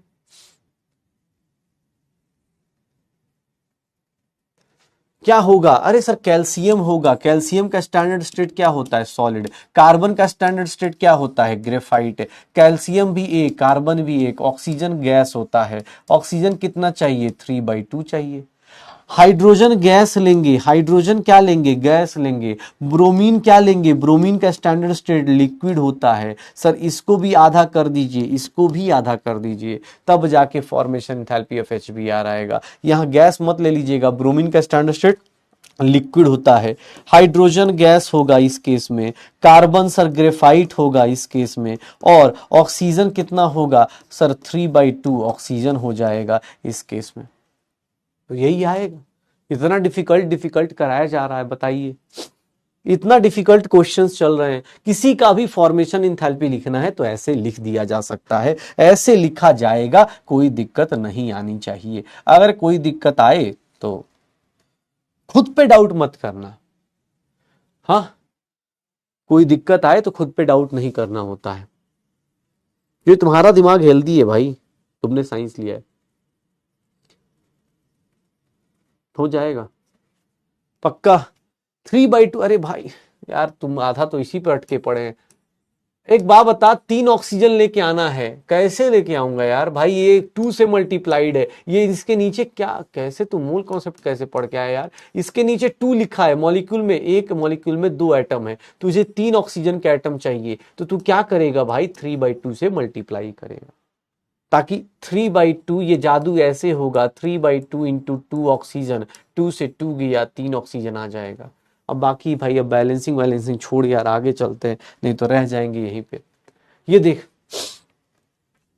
सर क्या लिखा है, स्टैंडर्ड स्टेट का मतलब क्या है, ये इंपॉर्टेंट नहीं है, ऑलरेडी जानते हो। ये देखिएगा, ये बहुत सही कंडीशन लिखी है। अगर आपको कोई कंडीशन नहीं लिखी गई है, देखो स्टैंडर्ड नहीं लिखा है, तब भी आप मान के चलना कि जितनी भी रिएक्शंस हम लोग कराते हैं वो सारे के सारे कितने पे कराते हैं, 25 डिग्री सेल्सियस और 180 प्रेशर पे। तो जितनी भी कंडीशन, अगर कंडीशन नहीं गिवन है तो जो फॉर्मेशन इंथैल्पी है उसी को क्या ले लेते हैं, स्टैंडर्ड फॉर्मेशन इंथैल्पी। किसी को क्या ले लेते हैं, स्टैंडर्ड फॉर्मेशन इंथैल्पी। और ये लाइन तो पक्का याद नहीं होगी, standard heat of formation of all the elements in their standard stable state is taken to be zero. क्या होगा, अगर एलिमेंट्स अपने स्टैंडर्ड स्टेट में हैं तो उनकी इंथैल्पी क्या हो जाएगी सर, उनकी इंथैल्पी क्या हो जाएगी, जीरो हो जाएगी। हाँ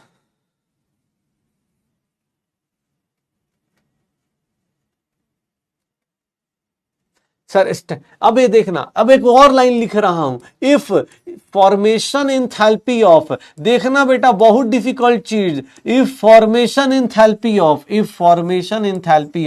reactants and products are given, if formation enthalpy of reactants and products are given, अगर फॉर्मेशन इंथैल्पी सबकी दी हुई है सर, सबकी फॉर्मेशन इंथैल्पी दी हुई है, तो उस केस में सर इंथैल्पी ऑफ रिएक्शन कैसे आता है, किसी भी रिएक्शन की इंथैल्पी कैसे निकाली जाती है सर, याद कीजिए, किसी भी रिएक्शन की इंथैल्पी कैसे निकाली जाती है सर, क्या करेंगे summation of enthalpies of reactant, नहीं, summation of enthalpy of product minus सारी इंथैल्पीज, सर सबकी फॉर्मेशन इंथैल्पीज को ऐड कर दो, प्रोडक्ट की फॉर्मेशन इंथैल्पीज को ऐड कर दो, फॉर प्रोडक्ट की फॉर्मेशन इंथैल्पीज को आप ऐड कर दो, प्रोडक्ट की फॉर्मेशन इंथैल्पीज को आप ऐड कर दो, minus sir formation enthalpies of reactant, sir minus कर दो। कितना बड़ा डिफिकल्ट कॉन्सेप्ट समझा दिया भाई।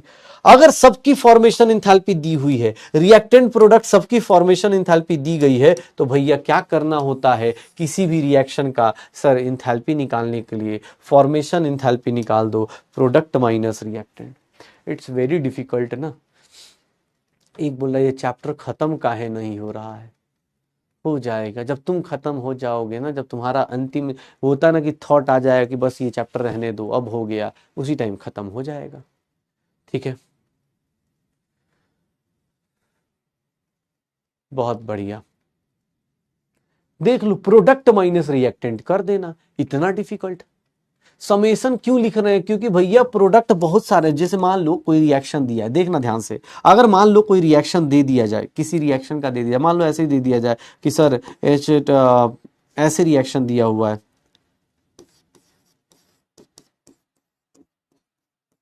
ये रिएक्शन दिया हुआ है, ठीक है, ये रिएक्शन दिया हुआ, ध्यान से देखना, बहुत डिफिकल्ट कॉन्सेप्ट है। Calculate enthalpy of reaction if formation enthalpy of calcium oxide is x1, formation enthalpy of CO2 is x2 and formation enthalpy of calcium carbonate is x3। Sir कैसे निकालोगे इस क्वेश्चन को, कैसे सॉल्व करोगे, सबकी formation enthalpy दी गई है, सबकी फॉर्मेशन इंथैल्पी दी गई है। दो चीजें मैंने सिखाई, मैंने तुम्हें क्या बताया कि सर अगर किसी का फॉर्मेशन इंथैल्पी लिखना हो, यहां निकालना नहीं है, लिखना हो, तो आप कैसे लिखते हो, एलिमेंट्स के हिसाब से। आप कैसे लिखते हो, एलिमेंट्स से लिखते हो। अब कोई रिएक्शन दिया है, उसमें सर किसी का इंथैल्पी निकालना है और आपको दिख रहा है कि सर इस रिएक्शन में, वो कौन सी रिएक्शन है, तू गोली मारना भाई, कौन सी रिएक्शन है, वो क्या हो रहा है, उससे मतलब नहीं है, तुझे इस रिएक्शन में कितना एनर्जी निकलेगा ये निकालना है। तो तू बस देख ले, रिएक्टेंट का, प्रोडक्ट का, सबका फॉर्मेशन एंथैल्पी दिया हुआ है, तो क्या मैं इसको लिख सकता हूं, formation enthalpy of calcium carbonate minus formation enthalpy of calcium oxide plus formation enthalpy of sir CO2। Sir कोई भी रिएक्शन हो, मुझे क्या लेना देना, मैं इस रिएक्शन को क्या जानता हूं, मुझे बस ये लिख देना है, इसकी वैल्यू कितनी है x3, इधर क्या हो गया x1 प्लस क्या हो जाएगा x2, x3 minus x1 plus x2। हाँ सर, एक बोला फॉर्मेशन एंथैल्पी जीरो लेते थे, ओ भाई फॉर्मेशन एंथैल्पी किसका, एलिमेंट का लेते थे, ये कंपाउंड है भाई। कहाँ यार, मैं डिस्प्रेशन में चला जा रहा हूं भाई। ये कंपाउंड है, कैल्शियम ऑक्साइड कंपाउंड, एलिमेंट दिख रहा है, कैल्शियम एलिमेंट होता है, ऑक्सीजन एलिमेंट होता है भाई, कैल्शियम ऑक्साइड। ये कोई नॉर्मल रिएक्शन है भाई। वो ये रिएक्शन और ये रिएक्शन डिफरेंट है। ये कोई जनरल रिएक्शन, ऐसे ही कोई रिएक्शन दी हुई है। ये रिएक्शन तो फॉर्मेशन के लिख रहे थे ना, ये तो सिर्फ इसकी फॉर्मेशन की बात कर रहे थे, ये इसकी फॉर्मेशन की बात कर रहे थे, ये इसकी फॉर्मेशन की बात कर रहे थे। तो एलिमेंट्स लेना है, तो एलिमेंट्स लेना है। यहां तो नॉर्मल रिएक्शन दिया है भाई, नॉर्मल रिएक्शन दिया है, तो नॉर्मल रिएक्शन में तो ऐसे निकाल दो। ठीक है, नॉर्मल रिएक्शन दिया है तो उसमें ऐसे निकाल देना जल्दी।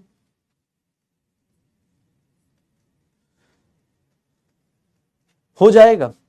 अब देखो डिफिकल्ट क्वेश्चन देखा, डिफिकल्ट क्वेश्चन एनसीईआरटी का क्वेश्चन देता हूं, बहुत डिफिकल्ट एनसीईआरटी का क्वेश्चन है। जल्दी से जल्दी आंसर बताइए क्या होगा। एनसीईआरटी का क्वेश्चन है, जल्दी से जल्दी आंसर बताइए। बहुत सारे लोग देखते ही आंसर टिक मारिए, 30 सेकंड बहुत है। Enthalpy of all elements in their standard state.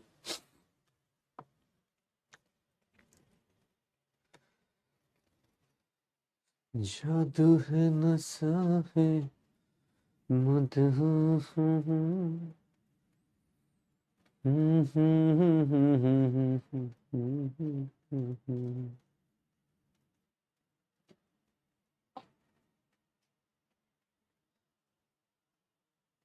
क्या करूं मैं? हाँ भाई, क्या करूं मैं? छोड़ दूं? हाँ,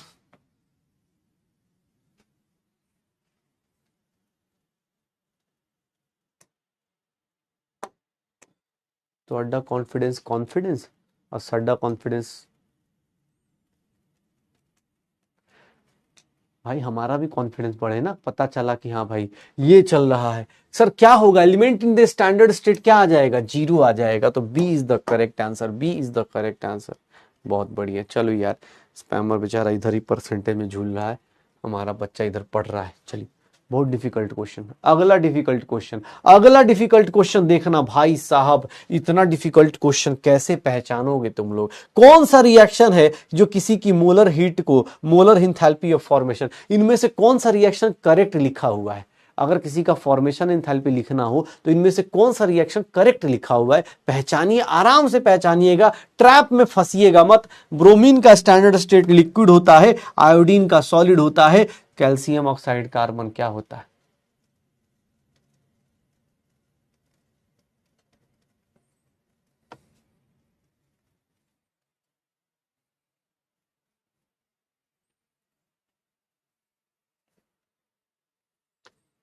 बस भाई, इसके बाद अब नया चैप्टर आएगा Tuesday onward, Monday Tuesday, Tuesday onward आ जाएगा नया चैप्टर।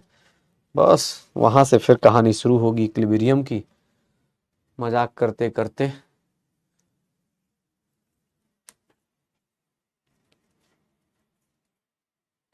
कितना आएगा, कौन सा होगा, ये हो नहीं सकता। क्यों? क्योंकि भाई इसमें कंपाउंड है। चलो ठीक है सर, यहां 1 मोल है, यहां भी 1 मोल है, यहां 2 मोल है, 2 मोल है, 2 मोल फॉर्मेशन इंथैल्पी नहीं होता। प्लस आयोडीन का स्टैंडर्ड स्टेट गैस दिया है, ये भी फॉर्मेशन इंथैल्पी नहीं हो सकता। तो सर ए गया, डी गया। अब पकड़ते हैं ब्रोमीन को। ब्रोमीन भैया देखिए लिक्विड होता है स्टैंडर्ड स्टेट में, गलत दिया है। ब्रोमीन क्या हो गया, गलत हो गया। तो सर क्या होगा, अब क्या होगा सर? अमोनिया को देखिए, अमोनियम नाइट्रेट को देखिए, नाइट्रोजन, हाइड्रोजन, ऑक्सीजन, 2 लोगों से बना हुआ है, 3 एलिमेंट से बना है। नाइट्रोजन के 2 एटम आ गए, हाइड्रोजन के 4 एटम आ गए, और ऑक्सीजन के 3 आ गए। यही क्या होगा, इस रिएक्शन की इंथैल्पी को ही आप क्या लिखेंगे, इस रिएक्शन की इंथैल्पी को आप क्या लिख देंगे? सर ये रिएक्शन की इंथैल्पी क्या कहलाएगी? Formation enthalpy of ammonium nitrate, formation enthalpy of ammonium nitrate. C is the correct answer, C is the correct answer. देख लीजिए, बहुत सारे लोग बी में फंस गए, बहुत सारे लोग बी में फंस गए। क्यों? क्योंकि सर उन्होंने ब्रोमीन का स्टैंडर्ड स्टेट गैस टिक कर दिया है। ब्रोमीन का स्टैंडर्ड स्टेट क्या होता है, लिक्विड होता है। ब्रोमीन का स्टैंडर्ड स्टेट क्या होता है, लिक्विड होता है। तो आंसर क्या आएगा, सी आएगा। आंसर क्या आएगा, C is the correct answer. Answer क्या आएगा, C is the correct answer. बहुत डिफिकल्ट क्वेश्चन पूछ दूं, बहुत डिफिकल्ट क्वेश्चन, बहुत डिफिकल्ट क्वेश्चन। चलो ये क्वेश्चन देखना, ये क्वेश्चन देखना, ये क्वेश्चन देखो कितना डिफिकल्ट क्वेश्चन दिया गया है, कितना डिफिकल्ट क्वेश्चन दिया गया है। Heat of formation of iron oxide is this, calculate the heat of reaction. इस रिएक्शन का हीट निकालिए। अगर आयरन ऑक्साइड का दिया है, फेरस ऑक्साइड का, फेरिक ऑक्साइड का दिया हुआ है, तो आप इस रिएक्शन की बताइए। सर एक बात बताइए, इसका फॉर्मेशन इंथैल्पी का रिएक्शन वा लिख सकते हैं क्या? फॉर्मेशन इंथैल्पी की रिएक्शन लिख सकते हैं क्या? सर इसका रिएक्शन ऊपर वाले का रिएक्शन लिख सकते हो क्या? सर ये कौन से रिएक्शन की बात कर रहा होगा, कौन से रिएक्शन की बात करेगा? तो ध्यान से देखिए, ध्यान से देखिएगा तो आपको दिख जाएगा। सर ये देख लो, सर इस रिएक्शन की इंथैल्पी, इस रिएक्शन की इंथैल्पी कितनी दिखा रहा है? -824.2। मुझसे कुछ पूछा गया है, अब सोच के दिखाओ। इसीलिए बोला इंथैल्पी ऑफ रिएक्शन लिखने की आदत डालिए। सर ये कैसे लिख सकते हैं, आपको खुद सोचना पड़ेगा। ये 1 मोल के लिए रिएक्शन लिख सकते हैं कैसे? एग्जाम हॉल में इंथैल्पी ऑफ फॉर्मेशन दिया है, लिख दीजिए। इस रिएक्शन को देखिए, उस रिएक्शन के साथ कोई रिलेशन है? इस रिएक्शन को उल्टा कर दीजिए, और उल्टा करते ही, इस रिएक्शन को उल्टा करते ही इसकी इंथैल्पी प्लस हो जाएगी। और उसको किससे मल्टीप्लाई कर दीजिए? सर 2 से मल्टीप्लाई कर दीजिए तो प्लस 1648.4 किलो जूल्स आ जाएगा। कितना आ जाएगा? 1648.4 किलो जूल्स आ जाएगा। D is the correct answer, D is the correct answer. देख लीजिए, बहुत बढ़िया, तब भी 50%, बहुत बढ़िया। एक अरे माइनस पे क्यों लगा दिया? रिएक्शन उल्टा हो रहा है ना, वो निगेटिव है, रिएक्शन उल्टा कर रहे हैं तो क्या हो जाएगा? प्लस हो जाएगा। और प्लस में कितना करेंगे? 2 से मल्टीप्लाई करेंगे। हाँ, एक बोल रहा है हार्ड है। अच्छा, डीपीपी में क्वेश्चंस मिलेंगे ऐसे वाले खूब आज। हाँ, अरे इतना डिफिकल्ट क्वेश्चन सोच रहे हो? अरे भाई साहब, अरे देखो तो सही, ये देखो, नहीं ये देखो कितना डिफिकल्ट दे दिया मैंने, कितना डिफिकल्ट दे दिया। इस क्वेश्चन को देखिए, ये रिएक्शन दिया हुआ है, इस रिएक्शन, ये रिएक्शन दिया है, इस रिएक्शन की इंथैल्पी दी गई है, इस रिएक्शन की इंथैल्पी दी गई है, इस रिएक्शन की इंथैल्पी दी गई है। अरे बेटा कोई बात नहीं ना, कोई बोल रहा है सर मुझे अपने से नहीं हो रहा, मेरे साथ सीख ले, कोई दिक्कत नहीं। जरूरी नहीं कि तुझे हर एक क्वेश्चन अपने आप से करना है, तो खुद से सोच। ये रिएक्शन जो लोग कर सकते हैं खुद से करो। ये देखो, इस रिएक्शन को देखो, इस रिएक्शन की इंथैल्पी को क्या लिखोगे बेटा? इस रिएक्शन की इंथैल्पी को क्या लिखोगे? Sir enthalpy of formation of SO3 minus enthalpy of formation of SO2। ऐसा क्यों लिख रहा हूं? इसका रीजन आपको पता चल रहा होगा। सर फॉर्मेशन इंथैल्पी प्रोडक्ट की minus formation enthalpy of reactant. अरे सर ऐसा क्यों लिख रहे हो? अरे भाई मुझे मजा थोड़ी ना आ रहा है, इस रिएक्शन में क्या करूंगा? फॉर्मेशन इंथैल्पी ऑफ SO3 दिया हुआ है, SO2 का निकालना है। इस रिएक्शन की वैल्यू देखना, इसकी वैल्यू कितनी दी गई है? 98.3। सर SO3 की फॉर्मेशन इंथैल्पी कितनी दी गई है? -394.4। और ये देखो सर SO2 का नहीं पता, SO2 का फॉर्मेशन इंथैल्पी नहीं पता, लेकिन एक चीज बताऊं, ऑक्सीजन का सर कितना होता है? ऑक्सीजन का फॉर्मेशन एंथैल्पी कितनी हो जाती है? 0। ऑक्सीजन की फॉर्मेशन एंथैल्पी कितनी हो जाएगी? ऑक्सीजन की फॉर्मेशन एंथैल्पी कितनी हो जाएगी? 0। भैया देख लो, sir formation enthalpy of SO2 निकालना है, इस निगेटिव को इधर लेके आए। सर ये निगेटिव उधर जाएगा, पॉजिटिव हो जाएगा, ये निगेटिव उधर जाएगा, पॉजिटिव हो जाएगा, और इसकी वैल्यू कितनी आ जाएगी? निगेटिव में कितनी आ जाएगी? कोई कैलकुलेशन नहीं, -297.4। कितना आ जाएगा? -297.1। देख लो सर, आप निगेटिव और पॉजिटिव का ध्यान रखिएगा, नहीं तो हमेशा गलत आंसर आएगा, आपको हमेशा ही गलत आंसर मिलने वाला है, इस बात का ध्यान रखिएगा। एक बात बताओ, कोई बोला सर इस रिएक्शन की इंथैल्पी से कैसे निकाला? क्वेश्चन में रिएक्शन इंथैल्पी दिया है तो रिएक्शन इंथैल्पी का फॉर्मूला यूज करूंगा ना भाई। हर एक टाइम जरूर थोड़ा रिएक्शन लिख लिख के करूंगा, हर एक टाइम जरूर थोड़ा रिएक्शन लिख लिख के करूंगा भाई, हर एक टाइम रिएक्शन लिख के करने की जरूरत नहीं है ना। आपको इस रिएक्शन की इंथैल्पी दी थी तो आपने क्या किया? इसकी formation enthalpy minus this. Sir इसकी फॉर्मेशन इंथैल्पी, ऑक्सीजन की फॉर्मेशन इंथैल्पी 0 होती है। क्यों? Element in their standard state, इनकी इंथैल्पी क्या हो जाती है? 0। अरे ठीक है ना, तू अपने से, तू दूसरों को मत सोच, तू अपना देख, सॉल्यूशन देख के ही समझ में आ गया ना, तुझे सॉल्यूशन देख के समझ में आ गया ना, कोई दिक्कत नहीं, गलती होने दे। गलतियों से मैं कहाँ डरने के लिए बोल रहा हूँ, गलतियों से डरने के लिए नहीं बोल रहा हूँ। हाँ, सॉल्यूशन देख के ही समझ में आ रहा है कि हाँ यार अगली बार घर पे यही क्वेश्चन करूंगा, आराम से करूंगा। समझ में तो आया ना कि हाँ सर ऐसे करना है, मुझे इस तरह से क्वेश्चन अटेम्प्ट करने हैं, बात खत्म। हाँ भाई सही है, बढ़िया है, बढ़िया है। अब देखना ध्यान से, ये क्वेश्चन दिया हुआ है, अब कल का और आज का कॉन्सेप्ट मिक्स कर दिया जाए। ये क्वेश्चन दिया हुआ है, ध्यान से देखना बेटा, ध्यान से देखना। ये क्वेश्चन दिया हुआ है, इस रिएक्शन की इंथैल्पी कितनी है -x, इस रिएक्शन की इंथैल्पी कितनी है -y, इस रिएक्शन की इंथैल्पी कितनी है -z। ध्यान से सुना, बोल रहा है कि ये तीन रिएक्शन की इंथैल्पी दी है, calculate the heat of formation of CH4। मतलब सर इसकी रिएक्शन कौन सी लिखेंगे, इसकी रिएक्शन क्या होगी सर, CH4 की रिएक्शन क्या होगी, फॉर्मेशन इंथैल्पी की रिएक्शन क्या लिखेंगे। क्या आप सब लोग ऐसा लिख सकते हैं कि sir formation enthalpy of CH4, इस रिएक्शन की इंथैल्पी वो पूछ रहा है, इस रिएक्शन की इंथैल्पी वो पूछ रहा है। इस रिएक्शन की इंथैल्पी इन तीनों को कैसे अरेंज करोगे कि इस रिएक्शन की इंथैल्पी आ जाए, बताओ। इन तीनों को कैसे अरेंज करोगे कि इस रिएक्शन की इंथैल्पी आ जाए, इन तीनों को कैसे अरेंज करोगे कि इस रिएक्शन की इंथैल्पी आ जाए, बताओ। ये तीन रिएक्शंस हैं 1 2 3, इन तीनों को कैसे अरेंज करोगे कि ये रिएक्शन मिल जाए। कैसे अरेंज करोगे, कुछ नहीं करना। आप एक काम करो, कार्बन देखो, कार्बन कहां है सर, पहली रिएक्शन ये है। CH4 किधर चाहिए, CH4 सर उस साइड चाहिए, CH4 किधर चाहिए, उस साइड चाहिए, तो इस रिएक्शन को उल्टा करना पड़ेगा सर, इस रिएक्शन को उल्टा करना पड़ेगा सर। दो तरीके हैं, देखिए मैं आपके सामने कर रहा हूं सर, इस रिएक्शन को उल्टा करना पड़ेगा सर। क्या मिल जाएगा, CH4 + 2O2 मिल जाएगा। जैसे ही उल्टा करूंगा सर, इसके अंदर क्या एनर्जी आ जाएगी, +x। सर कार्बन इधर ही चाहिए, कार्बन इधर ही चाहिए, तो कार्बन को वैसे ही रहने दूंगा सर, इसकी इंथैल्पी क्या आएगी, -y। सर हाइड्रोजन कितना चाहिए, हाइड्रोजन कितना चाहिए, 2, हाइड्रोजन कितना चाहिए, 2। सर इस रिएक्शन को किससे मल्टीप्लाई कर दूंगा सर, किससे मल्टीप्लाई कर दूंगा, 2 से। और जैसे ही इस रिएक्शन को 2 से मल्टीप्लाई करूंगा, इसकी इंथैल्पी कितनी हो जाएगी, -2z। ऐड करके देख लो सर, ये देखिएगा, ये देखिएगा सर, ये क्या हो गया, CO2 से CO2 गया, 2H2O से 2H2 गया सर। ये दो ऑक्सीजन चले गए किसके साथ, इधर। सर देखिए आपके पास ये रिएक्शन मिल गई। अब सर आपको जैसे ही इन रिएक्शंस को ऐड करेंगे, इंथैल्पी ऑफ रिएक्शन क्या आ जाएगा, x - y -2z आ जाएगा। आप ऐसे निकाल सकते हैं। यही इंथैल्पी किसकी इंथैल्पी होगी, फॉर्मेशन इंथैल्पी होगी। यही इंथैल्पी किसकी इंथैल्पी होगी, फॉर्मेशन इंथैल्पी होगी। किसकी इंथैल्पी होगी, फॉर्मेशन इंथैल्पी होगी। कैसे, अरे सर कुछ नहीं, रिएक्शन को आपने क्या किया सर, मल्टीप्लाई डिवाइड करना तो कल ही से सीख रखा है, कल ही से सीख रखा है। आपने कैसे डिसाइड किया कि सर हाइड्रोजन के लिए 2 से मल्टीप्लाई करेंगे। अरे भैया हाइड्रोजन यहां पे 1 है, हाइड्रोजन यहां 1 है, मुझे कितना चाहिए, 2।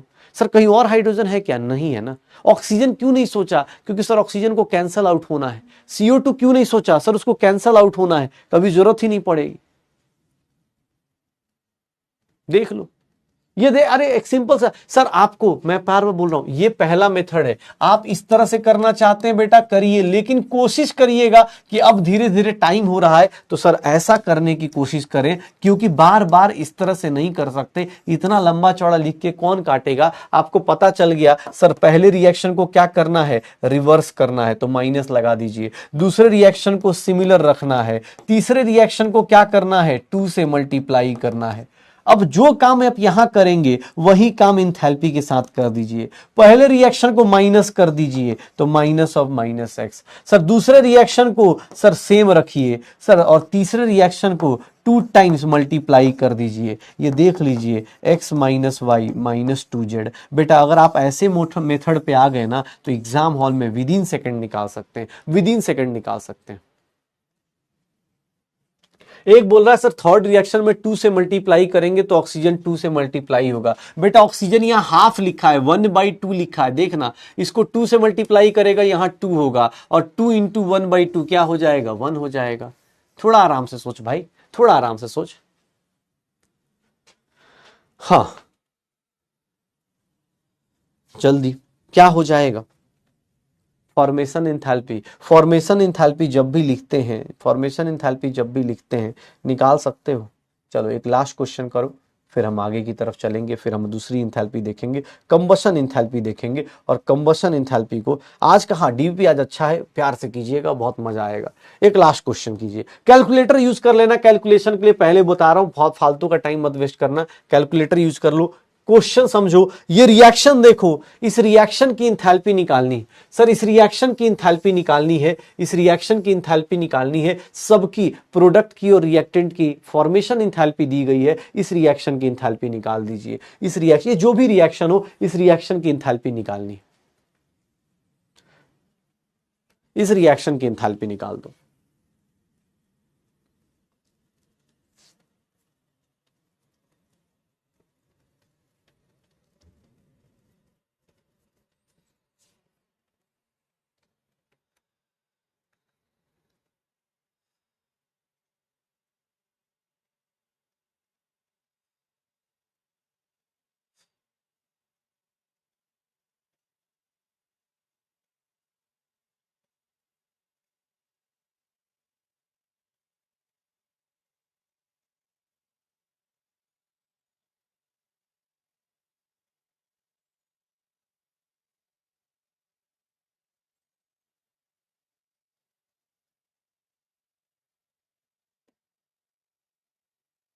क्या होगा,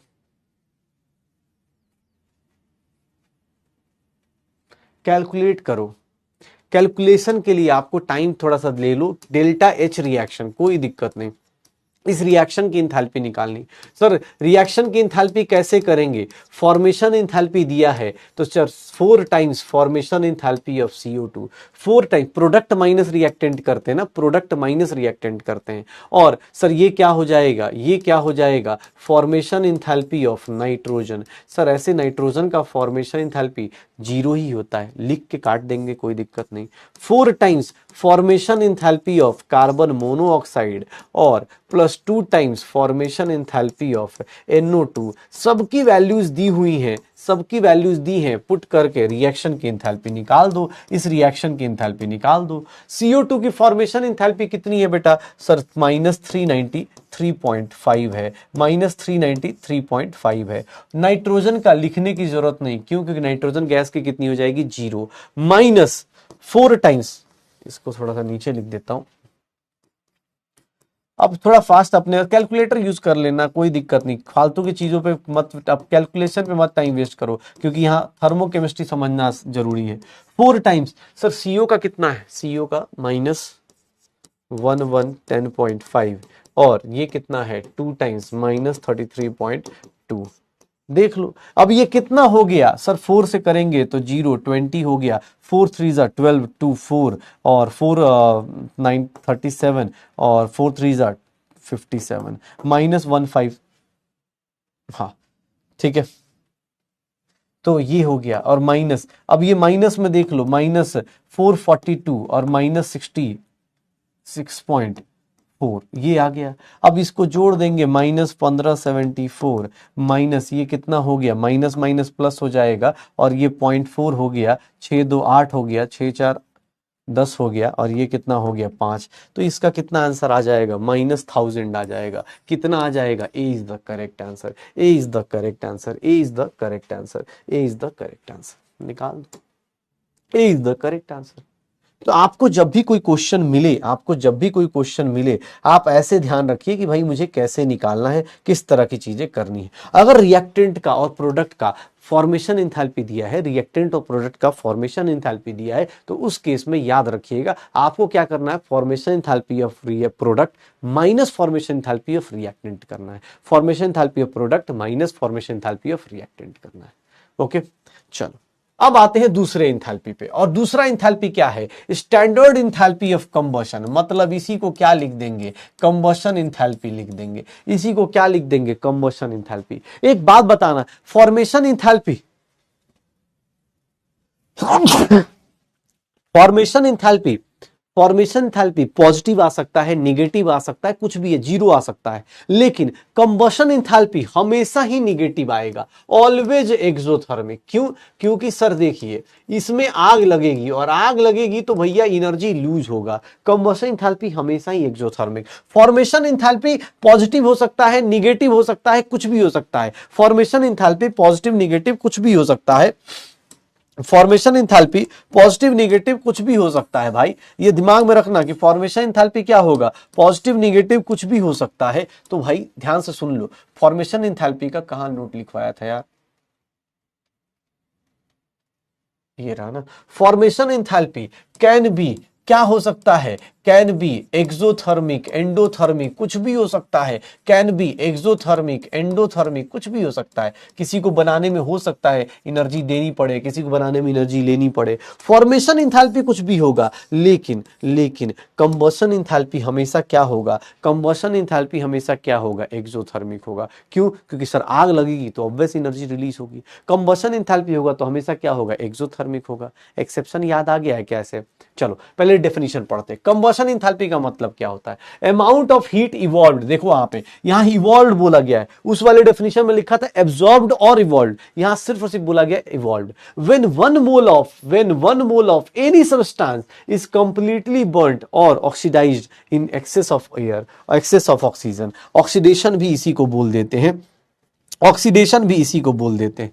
कोई भी कंपाउंड, जैसे देखना, अगर मैं तुमसे बोलता हूं कंबशन इंथैल्पी ऑफ, मैं बोलता हूं इसकी रिएक्शन लिख दो, कंबशन इंथैल्पी ऑफ CH4, अगर मैं बोलता हूं CH4 गैस का combustion enthalpy x kilo joules per mole है, तो सर इसकी कंबशन इंथैल्पी की वैल्यू कैसे, रिएक्शन कैसे लिखोगे? अगर तुम्हें एग्जाम हॉल में यह दे दिया गया कि sir combustion enthalpy of CH4 की कंबशन इंथैल्पी -x दी गई है, तो इसकी रिएक्शन क्या होगी? किसी की भी कंबशन इंथैल्पी लिखनी हो, उसको किससे रिएक्शन करा देना, ऑक्सीजन से रिएक्शन करा देना, ऑक्सीजन से रिएक्शन करा देना, ऑक्सीजन से रिएक्शन कराओगे, क्या हो जाएगा, CH4 plus O2 give CO2 plus H2O। Sir अब बैलेंसिंग कर लो, ये कितना हो गया, ये कितना हो गया 2, और ये कितना हो गया 2। सर इस रिएक्शन में जो एनर्जी रिलीज होगी, इस रिएक्शन में जो एनर्जी रिलीज होगी, इस रिएक्शन में जो एनर्जी रिलीज होगी, याद रखिएगा जिसका भी कंबशन करेंगे, जिसका भी कंबशन करेंगे उसका 1 मोल लेंगे। याद रखिएगा जिसका भी कंबशन करेंगे उसका हमेशा 1 मोल, उसके अंदर कोई चेंज नहीं करेंगे। जैसे मैं तुम्हें बोल दूं कि कंबशन एंथैल्पी ऑफ C4H10 लेना है, कंबशन एंथैल्पी ऑफ C4H10 लेना है, तो इसका रिएक्शन कैसा लिखोगे? चलो खुद से लिख के देखो, कंबशन एंथैल्पी किस तरह से लिखोगे, जल्दी कैसे लिखोगे? कंबशन एंथैल्पी कैसे लिखोगे? Combustion enthalpy of C4H10, butane का कंबशन एंथैल्पी कैसे लिखोगे? जब भी लिखोगे हमेशा ब्यूटेन को 1 मोल रखना भाई, ब्यूटेन को मत चेंज कर देना, ब्यूटेन हमेशा 1 मोल ही रहेगा, ब्यूटेन हमेशा 1 मोल रहेगा।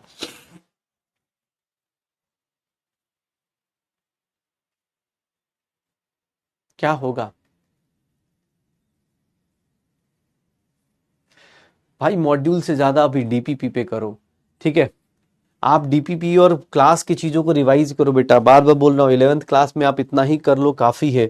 मॉड्यूल आप अभी, ठीक है ना, अगर टाइम मिलता है तो रिवीजन पे फोकस करो, मॉड्यूल हो जाएगा, थोड़ा टाइम दीजिए। C4H10 है, C4H10 का रिएक्शन लिखेंगे सर, बस याद रखिएगा ये हमेशा 1 मोल होना चाहिए। जब भी किसी कंबशन एंथैल्पी लिखते हैं, जिसका भी कंबशन हो रहा है 1 मोल, ये 1 मोल क्यों ले रहे हैं? बिकॉज के पीछे का रीजन है, कोई भी चीज स्टैंडर्ड अगर डिफाइन करते हो, आपसे इस पेन का कोई प्राइस पूछेगा तो आप 1 पेन का प्राइस बताओगे, आपसे दूध वाले से प्राइस पूछते हो 1 लीटर का प्राइस बताता है। तो वैसे ही केमिस्ट्री में जब कोई चीज लिखते हो या किसी का एंथैल्पी लिखते हो तो 1 मोल के रिस्पेक्ट में लिखते हो। कभी दूध वाले के पास जाओ, पहली थोड़ा बुझाएगा कि 5 लीटर का 100 रुपया है तो 1 लीटर का अपने आप से समझिए, ऐसा नहीं बोलता ना। इसीलिए ऐसे यहां पे भी जब भी लिखते हैं, चाहे वो फॉर्मेशन कर रहे थे तो भी 1 मोल ले रहे थे, यहां भी लेंगे तो 1 मोल ही लेंगे सर। 4 मोल्स ऑफ CO2 और सर कितना आ जाएगा, 5 मोल्स ऑफ H2O।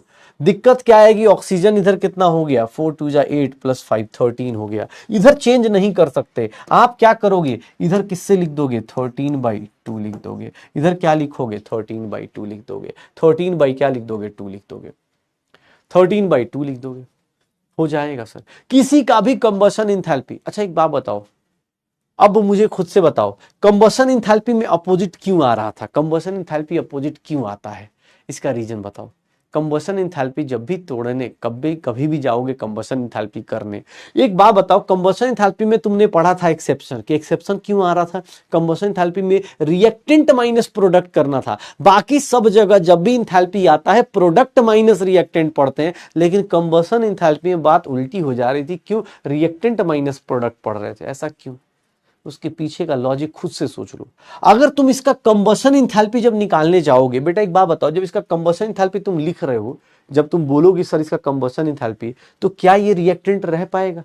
तब तक ये किस में कन्वर्ट हो चुका होगा? इसमें कन्वर्ट हो चुका होगा ना। खुद से सोच लो, जब तक आप इसकी कंबशन इंथैल्पी निकालने जाओगे, जब तक आप इसकी कंबशन इंथैल्पी बोलोगे कि -y है, तब तक तो ये गायब हो चुका होगा ना।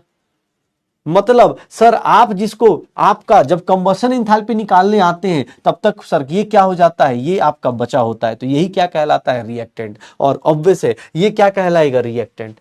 क्यों? क्योंकि सर तब तक सब कुछ उड़ चुका है ना। अब कंबशन मतलब सब कुछ उड़ चुका है। एक्सोथर्मिक ऑब्वियस है सर, आप इसमें हीट इवॉल्व हो रही है। आप ऐसे सोच लो कि भैया ये सब कुछ जल चुका है, मैं बोल रहा हूं कि मैं सब कुछ 11th पूरा बर्बाद कर चुका हूं, तो ये कब बोल सकता हूं? जब 11th पार कर जाऊं तभी बोल पाऊंगा ना। मतलब 12th में जाऊंगा तब तो बोल पाऊंगा ना कि 11th बर्बाद हो गया। ऐसे ही बोल पाऊंगा ना कि सर मेरा 11th बर्बाद हो गया। कैसे हुआ? 11th में रहते हुए तो नहीं हो सकता, क्योंकि अभी टाइम है अभी सही करने का। 11th पास होने के बाद आप बोल सकते हो कि सर गया, प्यार प्यार से गया। ठीक है, हाँ प्यार प्यार से। एक्सोथर्मिक रिएक्शन है। अब ध्यान से सुनना, अगर मैं ये लाइन लिखता, if combustion enthalpy of, if combustion enthalpy of, अगर आपको if combustion enthalpy of reactants and products, कोई भी रिएक्शन हो, combustion enthalpy of reactants and products are given for any reaction, कोई भी रिएक्शन हो, मुझे कोई मतलब नहीं, किसी भी रिएक्शन का अगर कंबशन इंथैल्पी दिया हुआ है for any reaction, then enthalpy of the reaction क्या हो जाएगा sir? Combustion enthalpy of reactant, combustion enthalpy of reactants minus combustion enthalpy of जितने भी हैं, combustion enthalpy of products, oxygen का कंबशन इंथैल्पी मत ले लीजिएगा, ऑक्सीजन का कंबशन इंथैल्पी 0 होता है। ऑक्सीजन अपने आप में उसका कोई कंबशन इंथैल्पी नहीं होता। ये एक्सेप्शन तो हमने पढ़ ही रखा है, ये एक्सेप्शन हमने पढ़ रखा है कि सर ये एक्सेप्शन तो आएगा ही आएगा, ये एक्सेप्शन आ जाएगा, हो जाएगा सर। हाँ, कोई भी रिएक्शन हो, मान जैसे फॉर्मेशन में क्या लिखा था, अगर रिएक्टेंट और प्रोडक्ट की फॉर्मेशन इंथैल्पी दी थी तो वहां पे तुमने क्या लिखा था कि सर प्रोडक्ट माइनस रिएक्टेंट होगा। यहां क्या हो जाएगा? रिएक्टेंट माइनस क्या हो जाएगा? प्रोडक्ट हो जाएगा। रिएक्टेंट माइनस क्या हो जाएगा? प्रोडक्ट हो जाएगा। रिएक्टेंट माइनस क्या हो जाएगा? प्रोडक्ट हो जाएगा। पक्का हो जाएगा सर। अरे सर सीधी सी बात है, कभी कभी तुमने सबने पढ़ा होगा, कभी सबने पढ़ा होगा, ऐसा कोई वर्ड पढ़ा होगा, कैलोरीफिक वैल्यू ऑफ फ्यूल। कोई कैलोरीफिक वैल्यू ऑफ फ्यूल कैसे निकालते हो? कैलोरीफिक वैल्यू कैसे निकालते हैं किसी फ्यूल का? तो कुछ नहीं सर, क्या करते हैं किसी फ्यूल का, कंबशन इंथैल्पी ले लो, कंबशन इंथैल्पी को किससे डिवाइड कर दो? मोलर मास से। क्यों? क्योंकि सर ये क्या होता है, इसका यूनिट होता है जूल्स पर ग्राम होता है। इसका यूनिट क्या होता है? इसका यूनिट हो जाएगा, इसका यूनिट क्या होता है? ये जूल्स पर मोल होता है, और इसका यूनिट होता है सर ये क्या होता है? ग्राम पर मोल हो जाता है। तो यही हो जाएगा सर। आंसर दोनों को मिला दोगे। कैलोरीफिक वैल्यू याद है? एक ग्राम में कितने लोग मिलते हैं, वही क्या हो जाएगा? कैलोरीफिक वैल्यू कहलाएगा। वही क्या होगा? कैलोरीफिक वैल्यू कहलाएगा। पक्का? चलो इसका रिएक्शन क्या होगा? Combustion enthalpy of carbon graphite का, चलो इसका रिएक्शन बताना। इसका combustion enthalpy of carbon graphite का क्या कहलाएगा? कैसे लिखोगे इसका रिएक्शन? कैसे लिखोगे बताओगे? इसका रिएक्शन कैसे लिखोगे बताओ? Combustion enthalpy of hydrogen gas का, इसका कंबशन इंथैल्पी क्या लिखोगे बताओ? लिख के देखो। कार्बन का कंबशन होगा तो क्या बन जाएगा? CO2 बन जाएगा। कार्बन का कंबशन होगा तो क्या बन जाएगा? CO2 बन जाएगा। कार्बन का कंबशन होगा तो क्या बनेगा? CO2 बनेगा। कार्बन का जब भी कंबशन होगा, रिएक्शन लिखो, रिएक्शन लिख के देखो, कार्बन का कंबशन करोगे, कार्बन ग्रेफाइट है। कंबशन का मतलब क्या होता है सर? ऑक्सीजन के साथ रिएक्ट करना, ऑक्सीजन के साथ रिएक्ट करना। सर ये क्या हो गया? CO2 हो गया क्या? एक चीज देखना सर, इसका कंबशन हो रहा है, इसका कंबशन हो रहा है, और इस रिएक्शन को ध्यान से देखो तो इसका फॉर्मेशन हो रहा है। इसीलिए इसीलिए बोलते हैं कि अब सर कॉन्सेप्ट्स मिक्स होते हैं। सर सामने कार्बन का कंबशन हो रहा है, लेकिन उसी से किसी का फॉर्मेशन भी हो रहा है। क्या जिंदगी चल रही है सर? हाँ, मजेदार जिंदगी चल रही है। सर कार्बन का कंबशन हो रहा है और CO2 का फॉर्मेशन हो रहा है। इस रिएक्शन की इंथैल्पी को आप कार्बन की कंबशन इंथैल्पी बोल सकते हैं, CO2 का फॉर्मेशन इंथैल्पी बोल सकते हैं। ये देखिए H2 का कंबशन देखिएगा, H2 का कंबशन करेंगे, H2 का कंबशन करेंगे तो H2 हमेशा, सर इसको एक ही मोल रखना होता है कंबशन जब भी करेंगे। H2 प्लस O2 गैस मिलेगा, क्या हो जाएगा? H2O बन जाएगा। सर ये क्या है? Half mole H2O liquid. Sir इस रिएक्शन को आप देख के खुद से बता दीजिए क्या हो रहा है। सर यहाँ हाइड्रोजन का कंबशन हो रहा है, हाइड्रोजन का कंबशन हो रहा है, लेकिन वाटर का क्या हो रहा है? फॉर्मेशन हो रहा है। हाइड्रोजन का कंबशन हो रहा है, वाटर का क्या हो रहा है? फॉर्मेशन हो रहा है। तो सर चीजें अलग अलग नहीं है, सब कुछ तुम्हें इस रिएक्शन को पढ़ने के लिए बोला जाए तो तुम कंबशन के रिस्पेक्ट में क्या पढ़ोगे? सर कार्बन का कंबशन हो रहा है। लेकिन अगर फॉर्मेशन के रिस्पेक्ट में बोला जाए तो क्या बोलोगे? सर CO2 का फॉर्मेशन हो रहा है। सर हाइड्रोजन का कंबशन हो रहा है, लेकिन H2O का क्या हो रहा है? फॉर्मेशन हो रहा है। हो जाएगा। तो चीजों को बस लैंग्वेज वाइज समझो, और कुछ भी इसमें डिफिकल्ट नहीं मिलेगा, कुछ भी डिफिकल्ट नहीं मिलेगा। हाँ कोई, अरे बोल रहा सर रिएक्शन दिया हो तो ये देख,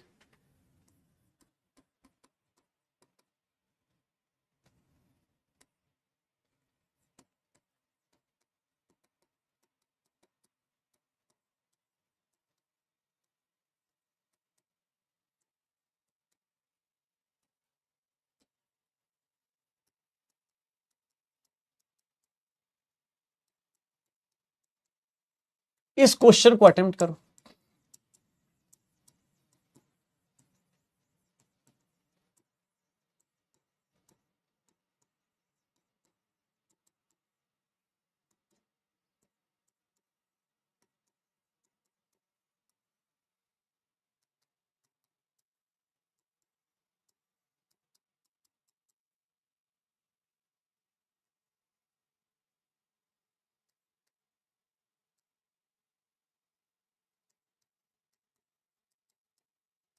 इस क्वेश्चन को कैसे सॉल्व करोगे? इस रिएक्शन का आपको क्या निकालना है? आंसर निकालना है। इस रिएक्शन की इंथैल्पी निकालनी है, इस रिएक्शन की इंथैल्पी निकालनी है। अब वो किसकी इंथैल्पी है क्या है छोड़ दो, किसकी इंथैल्पी है क्या है वो छोड़ दो। तुम ये बताओ इस रिएक्शन की इंथैल्पी कैसे निकालोगे? अगर सबकी प्रोडक्ट की और रिएक्टेंट की कंबशन इंथैल्पी दी गई है, अगर प्रोडक्ट और रिएक्टेंट की कंबशन इंथैल्पी दी गई है, अगर प्रोडक्ट और रिएक्टेंट की कंबशन इंथैल्पी दी गई है, तो कैसे निकालेंगे रिएक्शन की इंथैल्पी? सर रिएक्शन की इंथैल्पी कैसे निकालते हैं? अगर कंबशन इंथैल्पी दिया है तो सर प्रोडक्ट का नहीं, रिएक्टेंट का, सर रिएक्टेंट का कंबशन इंथैल्पी, रिएक्टेंट का combustion enthalpy minus minus combustion enthalpy of product ले लेते हैं। क्यों सर? ऑक्सीजन काहे नहीं लिए? ऑक्सीजन भैया जीरो होता है, ऑक्सीजन का कंबशन जीरो इंथैल्पी जनरेट करेगा। कितना हो जाएगा सर? -100 और माइनस ऑफ -10 कितना हो जाएगा? -100 + 10 कितना आ जाएगा? -90 किलो जूल्स आ जाएगा। अगर कंबशन इंथैल्पी दी है निकाल दो भाई, कंबशन इंथैल्पी दी है तो निकाल दे भाई, क्या ही फर्क पड़ रहा है? कंबशन इंथैल्पी दी है तो निकाल दे, क्या फर्क पड़ रहा है? ये देख भाई कहीं पे मिल जाए।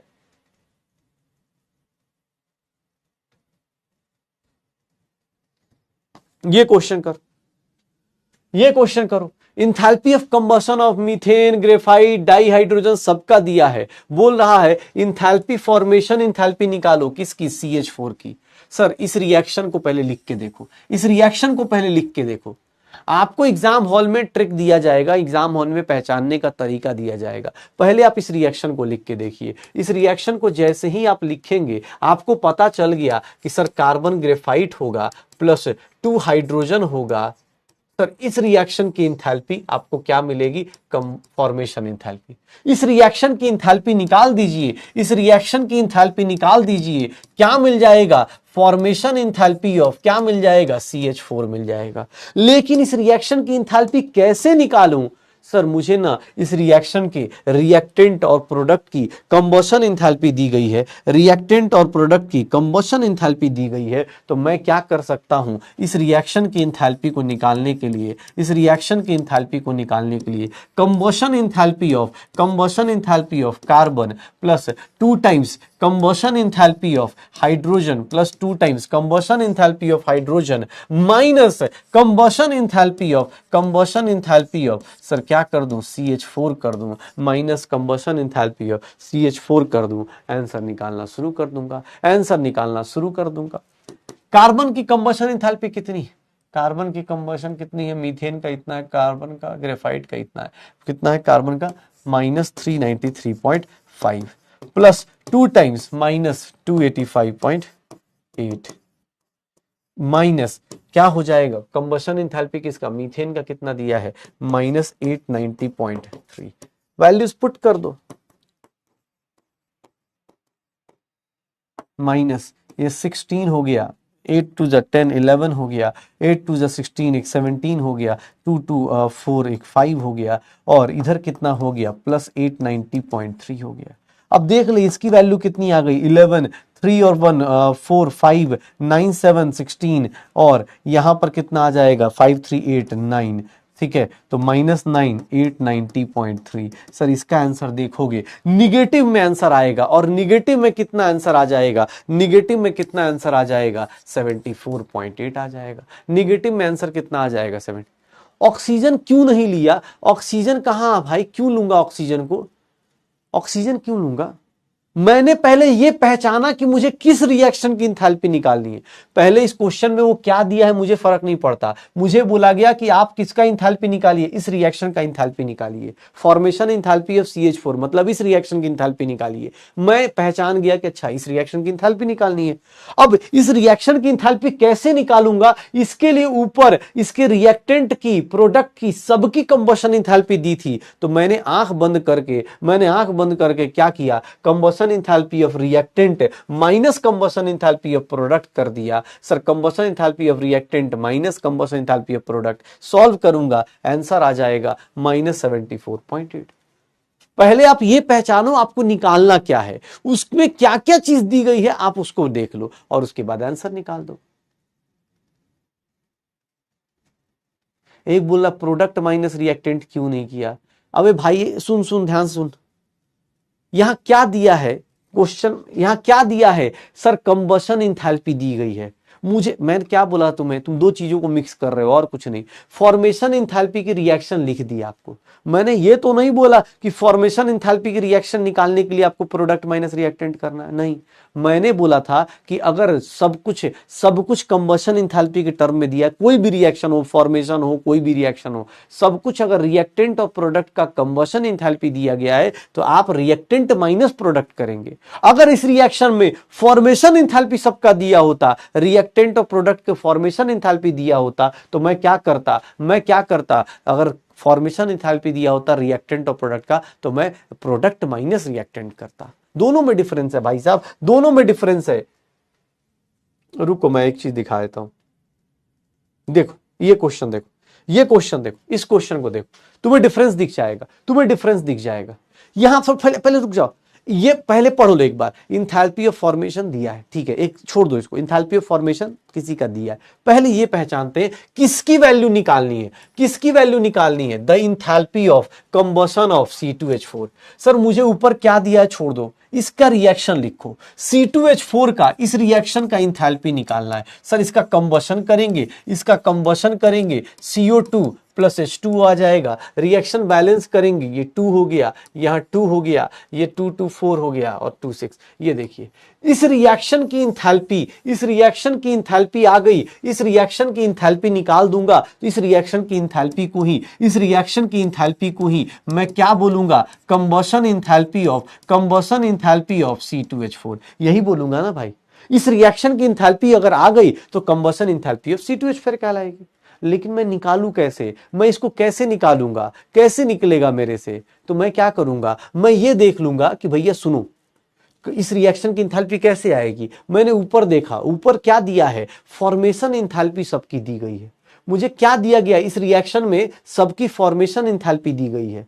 तो मैं क्या करूंगा, सर इस रिएक्शन की इंथैल्पी को किसके टर्म में निकाल सकता हूं, formation enthalpy of product minus formation enthalpy of product minus formation enthalpy दी है, तो मैं फॉर्मेशन इंथैल्पी की तरह सोचूंगा कि सर सबकी फॉर्मेशन इंथैल्पी दी गई है, तो सर फॉर्मेशन इंथैल्पी में प्रोडक्ट माइनस रिएक्टेंट होता है, प्रोडक्ट माइनस रिएक्टेंट होता है। देख लो, सबकी फॉर्मेशन इंथैल्पी दी गई, सबकी फॉर्मेशन इंथैल्पी दी गई है। कोई बोले ऑक्सीजन की नहीं दी गई है, बेटा ऑक्सीजन की दे और चाहे ना दे उसकी बात बराबर है। क्यों? क्योंकि ऑक्सीजन का कितना हो जाता है, 0 हो जाता है। ऑक्सीजन का कितना हो जाता है, 0 हो जाता है। तो ये देख लो, 2 टाइम्स CO2, CO2 की वैल्यू कहाँ है भाई, 2 टाइम्स CO2, CO2 मतलब 394, और वाटर का कितना है, 2 times -3 286 minus formation enthalpy of C2H4 कितना है, 52। एक बहुत प्यारा बच्चा है, बोल रहा है कि सर ऑर्गेनिक कब से शुरू होगी। बेटा बस जैसा अभी फील हो रहा है वैसे ही इनऑर्गेनिक में फील हुआ था, अभी कुछ दिन बाद ऑर्गेनिक में भी फील होगा।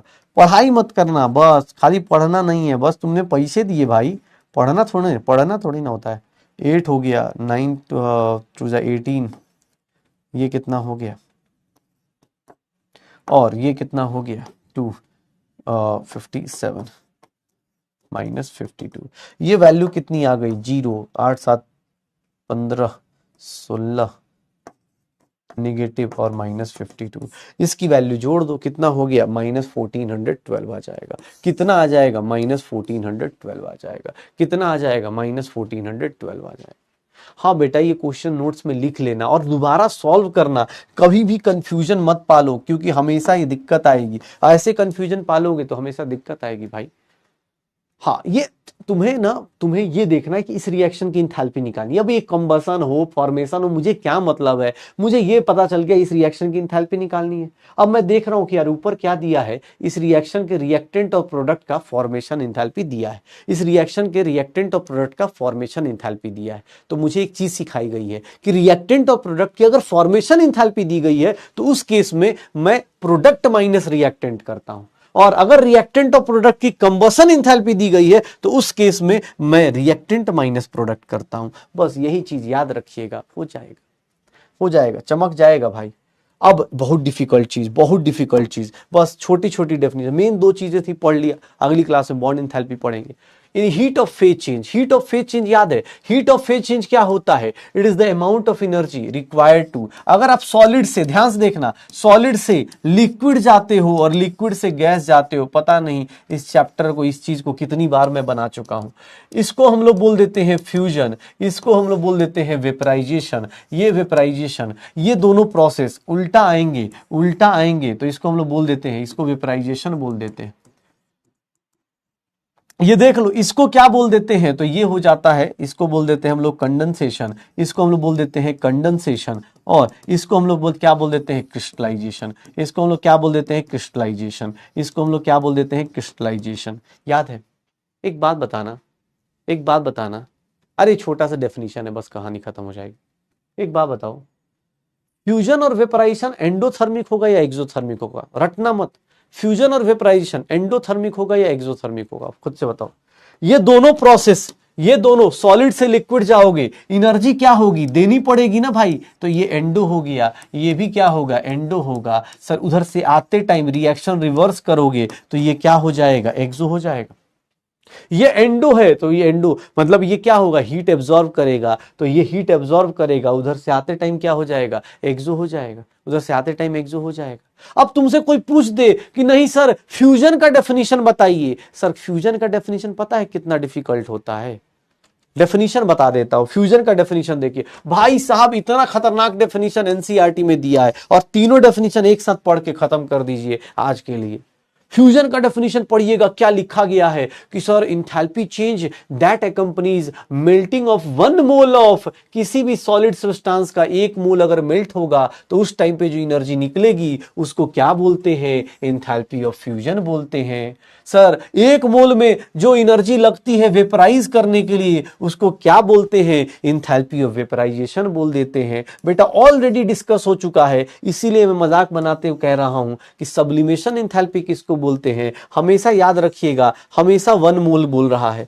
क्यों? क्योंकि सबकी डेफिनेशन 1 मोल से ही चलती है। अबे हाँ यार, ये थोड़ी ना होता है, ठीक है, इसको थोड़ी ना रटना, इसको लिखना नहीं है। अरे 1 मोल, 1 मोल अगर सॉलिड लिक्विड में कन्वर्ट हो गया उस टाइम पे जो इंथैल्पी होगी उसको स्टैंडर्ड इंथैल्पी ऑफ फ्यूजन। 1 मोल जब गैस में कन्वर्ट होगा लिक्विड से उस टाइम जो इंथैल्पी होगी उसको वेपराइजेशन। 1 मोल अगर सॉलिड डायरेक्ट गैस में चला जाए तो उसी को क्या बोल देंगे, सब्लिमेशन इंथैल्पी। हो गया बेटा, इतना काफी है। इतना डिफिकल्ट चीजें, इतनी डिफिकल्ट चीजें। डीपीपी नंबर शायद 7 हो गया होगा आपका, अटेम्प्ट कर लीजिएगा। डीपीपी नंबर 6 या 7, 6 था शायद, 6 या पता नहीं 7 होगा, ठीक है। डीपी नंबर 6 और 7 अटेम्प्ट कर लीजिएगा।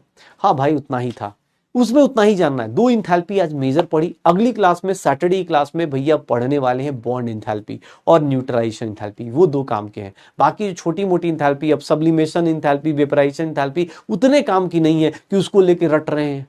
फॉर्मेशन इंथैल्पी में चलो बताओ, फॉर्मेशन एंथैल्पी में क्या करते हो, जल्दी बताओ। फॉर्मेशन एंथैल्पी में प्रोडक्ट माइनस रिएक्टेंट या reactant minus product? Formation enthalpy अगर रिएक्टेंट और प्रोडक्ट की दी गई है, अगर फॉर्मेशन एंथैल्पी रिएक्टेंट और प्रोडक्ट की दी गई है तो क्या करोगे? फॉर्मेशन एंथैल्पी क्या करोगे? फॉर्मेशन एंथैल्पी क्या करोगे? क्या होगा? प्रोडक्ट माइनस रिएक्टेंट होगा। और कंबशन इंथैल्पी दी हुई है रिएक्टेंट और प्रोडक्ट की, तो रिएक्टेंट माइनस प्रोडक्ट करेंगे।